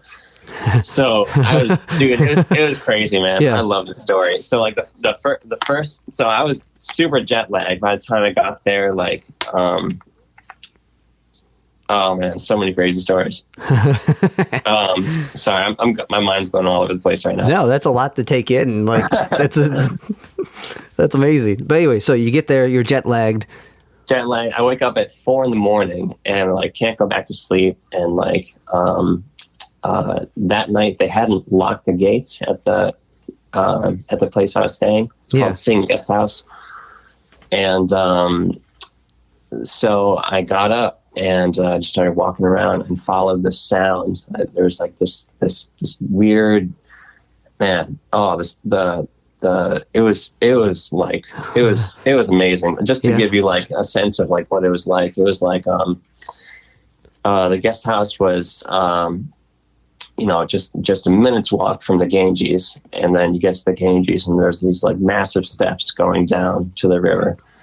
And in the distance there's like this like droney kind of sound, and there's like dogs with fleas and like bite marks all over them, just like walking around, and Bobbit, like, smoking hash like off in this corner, and like people like huddle around a fire like in this corner up here, and like this like it's still dark, the sun's like just starting to like illuminate the sky like just like tiny little bit, and this fog is just like rolling down the Ganges. And that's I'm a scene, just like, man. Dude, it was really something. And so I walk about half an hour toward the sound and realize that there's a performance going on, like it's a morning raga performance. And it turned out that at this location, they have morning raga and yoga every morning. So I went there and like got there about 5 or 6 a.m. and caught the last bit of this performance, and the tabla player was just incredible. And after the performance, I went up to him and asked him if he taught tabla, and he spoke English, and he was like, yeah. So I went and studied with him every day. I would like walk to his place every day, study with him, go back and I would practice at this place called Music Paradise, which was a little bit closer to the place where I was staying. And so that was the third time. And fourth time, that's amazing. All per chance finding this guy. Anyway, so fourth time. His name's Kishore. And then the fourth time I went with my girlfriend at the time to do another music intensive, and she's a vocalist. So okay, interesting. I got a little bit of voice lesson. Nice. And we basically went there with the intention of just having another musical immersion. So, when you went initially, for studying tabla, were you studying in like the Carnatic side of things or the Hindustanic side of things, or kind of a mix of both? It was all Hindustani. Okay. Yeah. Actually, it wasn't until the fourth time I went to India that I actually went to the south where they have Carnatic music. Yeah, which is much. Sorry, I didn't mean to talk over you. No. I was going to say you're good. That would make sense, because if you're learning like if you're singing, you're going to be singing like the scriptures and like learning it that way, right? So was that more a Carnatic study, or was it all still in the Hindustanic side of it?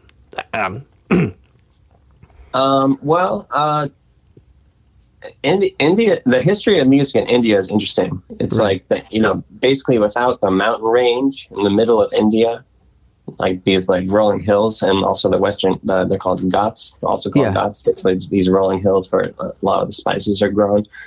Without these hills and mountains, there wouldn't be so much of a difference between Hindustani and Carnatic music. It served as like a cultural barrier for hundreds of years, where like Sanskrit and the Vedas and the musical tradition and schools of thought sort of had their foundation already, in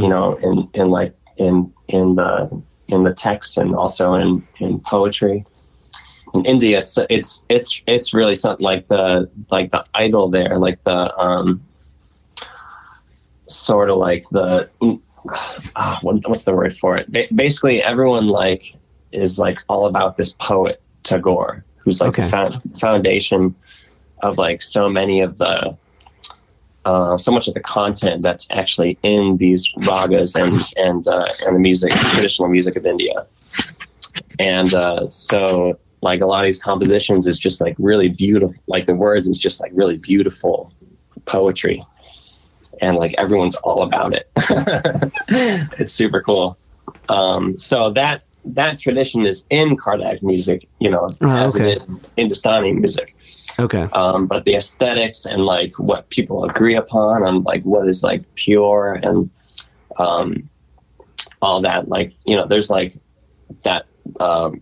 Purist, I guess you call them purists, that basically that music is supposed to be a certain way.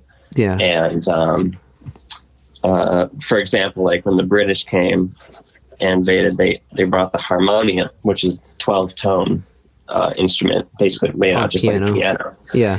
And it was accepted by some and kind of shunned by others. Like there's these things called shrutis, which is basically in between notes, and it's based on a 22-note system instead of 12.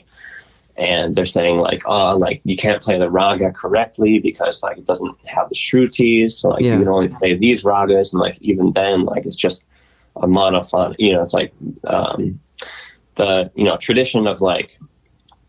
Every instrumental tradition when it comes to Hindustani, Indian classical music stems from the vocal tradition, basically taking this voice repertoire and emulating it on instruments like sitar and sarod and bansuri. And harmonium can't really it's not as much like expressive as like a vocal like instrument as like a sitar or sarod or bansuri, where you can actually bend notes and play the music the way it was intended, originally intended to be played. So I'm kind of going off. No, that's one example. So gotcha. Yeah. So that kind of like it started the differentiating the divide in a way, even though it's kind of everyone has the same respect for this beautiful poetry in the Vedas and the Sanskrit that can be found in both. The southern end of stayed more traditional, where the northern end did not, and it accepted some of these. I would say more or less. It's just that they just evolved in different ways. Gotcha. Yeah, it's hard to like. What I did was kind of like try to like summarize a whole entire culture, which is kind of insensitive and impossible to do, but no. I mean, well, the thing about Indian classical music is that it's devotional music. You know, like even like the practice of the instruments is intended to be devotional, and an illustration, and also a gift to Brahma, Shiva. Basically a way of expressing the inherent beauty of nature. We talked about like concept of macro rhythms and stuff like that, and in Indian music there's this huge influence of that concept of duality, like night and day, masculine, feminine, and things like that. So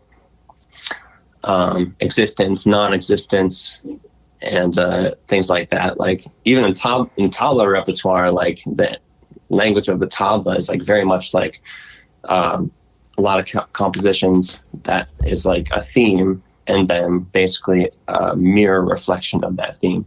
Yeah. I had this one tabla teacher in Varanasi say like the first half is masculine, but the last half is feminine. Like different like aesthetic qualities. Yeah. And I always thought that was, I really think that's interesting. That it's like a totally different school of thought. It's like so different.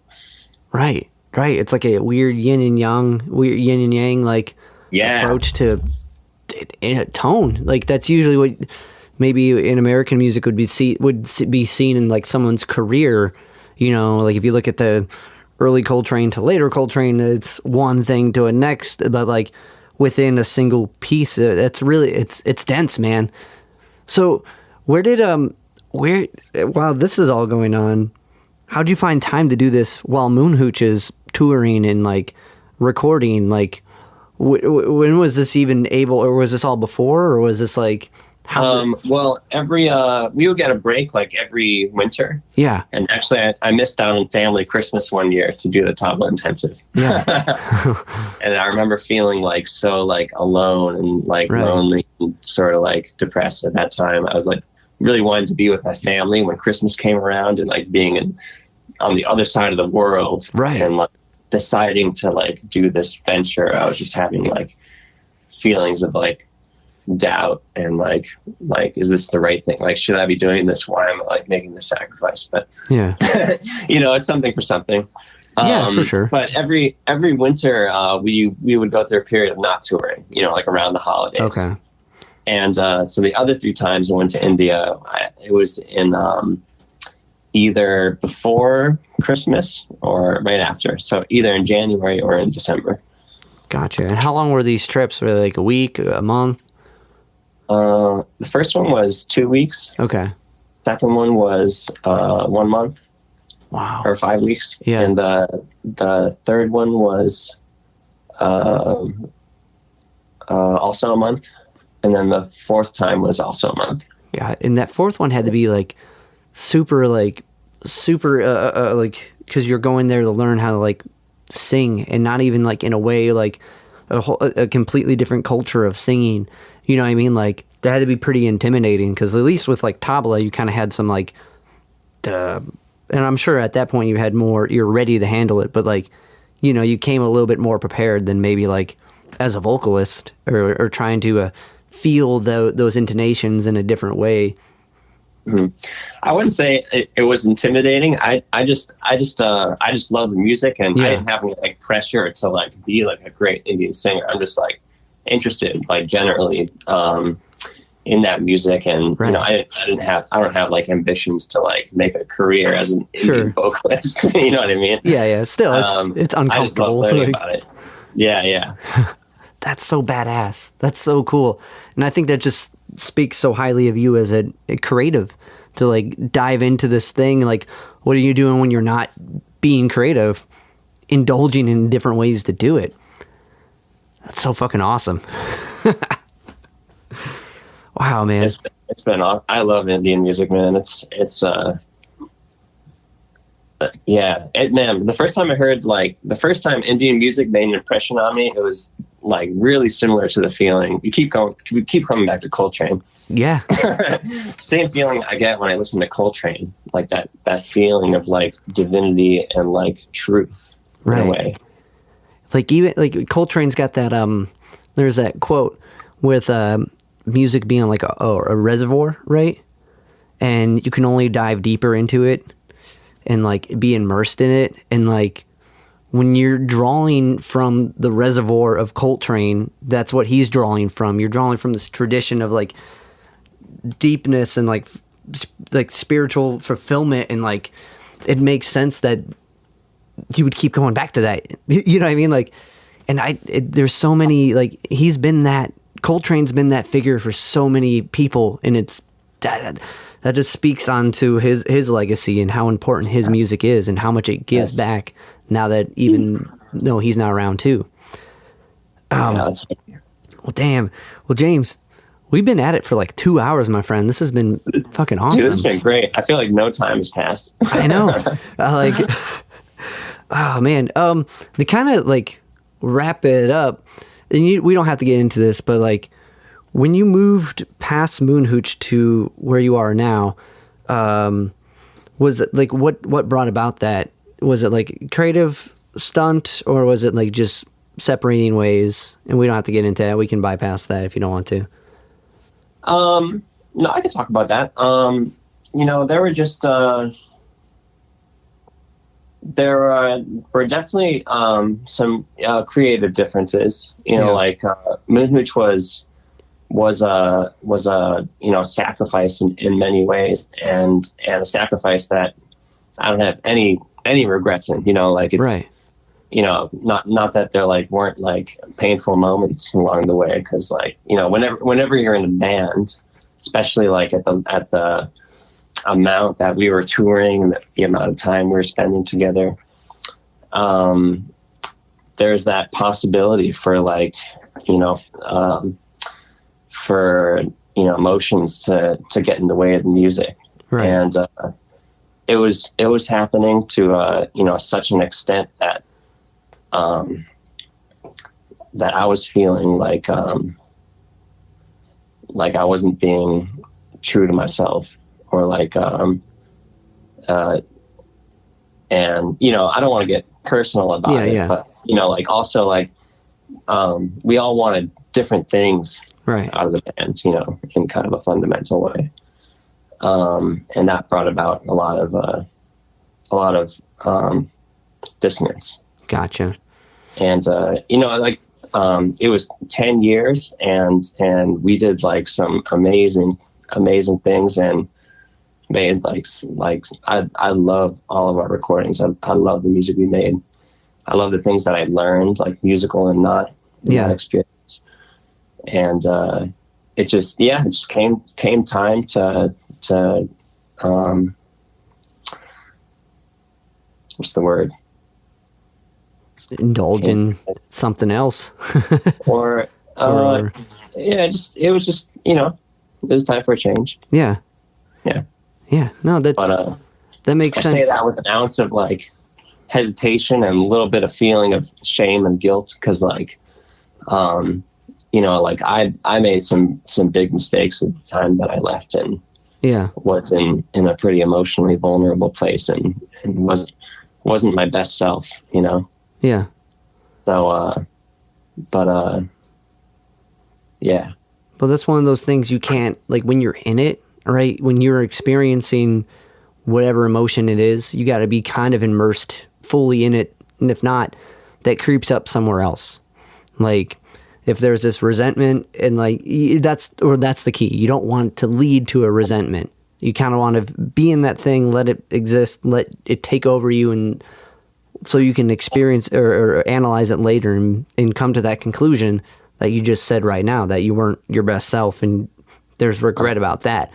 But like, it'd be way shittier if you were still like, I don't know, eaten up by it and letting it out in ways that you maybe wouldn't want to, Yeah. Well, I'm totally comfortable talking about it now, enough time has passed where I'm like, not in like the emotional soup that I was in, what I mean? Yeah.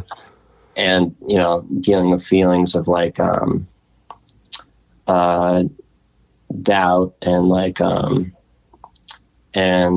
just like pain, just like feelings of like, existential, and also like, what do I believe in? Like, what is this a growth opportunity for me anymore? Like, is this a sacrifice that I'm comfortable with? Questions like that. And now that enough time has passed, I know I made the right decision. Gotcha. So, yeah. Because that's just as like cool as or amazing as that spark that led to all these opportunities. I can see where it would eat you up, thinking that maybe I missed the thing. Missed the train or whatever, missed the whatever analogy. But that's awesome that you've realized it's leading to more personal growth, and it's leading to something cooler and more James. Oh, thanks, man. Me too. Well, damn, man. Yeah. Fuck, this has been amazing, James. I really appreciate your time. and sharing those stories with me. Like it's with this one, it was kind of tricky because we're friends and like we hang out and talk more so than other people I've interviewed. So it's kind of hard to like do research on your friend. You know what I mean? Like, but yeah, we know each other. Right. Yeah. And we play together and it's cool. And like, it's just weird to like, it's different. It's a different thing. Cause it's hard to like, be like, I'm going to look into details about my friend. Cause you feel weird. Like that just comes up in conversation. And that's the beauty of conversation, right? You learn more about your friends or about who you're interacting with by engaging in that. And like, when it's like something like this, where like a podcast where maybe I don't know the person and you got to find those talking points, it's weird to do it when you know the person. You know what I mean? But this is, I really much enjoyed hearing all your, from point A to point B, and how Coltrane was involved in every chance he could be and still is. So this has been badass. Man, thanks so much for taking the time to not only, have me on, but to ask me all these awesome questions. Like, what I like to talk about. I'm super excited for Valentine's Day, for the Valentine's Day release. Me too. Where's it come? Is it going to be on all streaming platforms? Yeah. Okay. Cool, man. Yeah. I'm sending it to, about DistroKid? Right. Yeah, that's right. We were talking about that at Carrie's. Duh. Yeah, that's right. Yeah. You've been teaching online with students with drums and tabla. If you want to elaborate on that and how people can reach out to you if they're interested in anything we've talked about, how can they do such? Yeah, so I actually have this, it's something called Patreon. Right. So this is something I've started to do, in the past, couple of weeks, as a way to sort of, attempt to get, more information about drumming and music out in a more efficient way. Right. Because I love getting private lessons. I feel like you can't really replace that teacher to student relationship.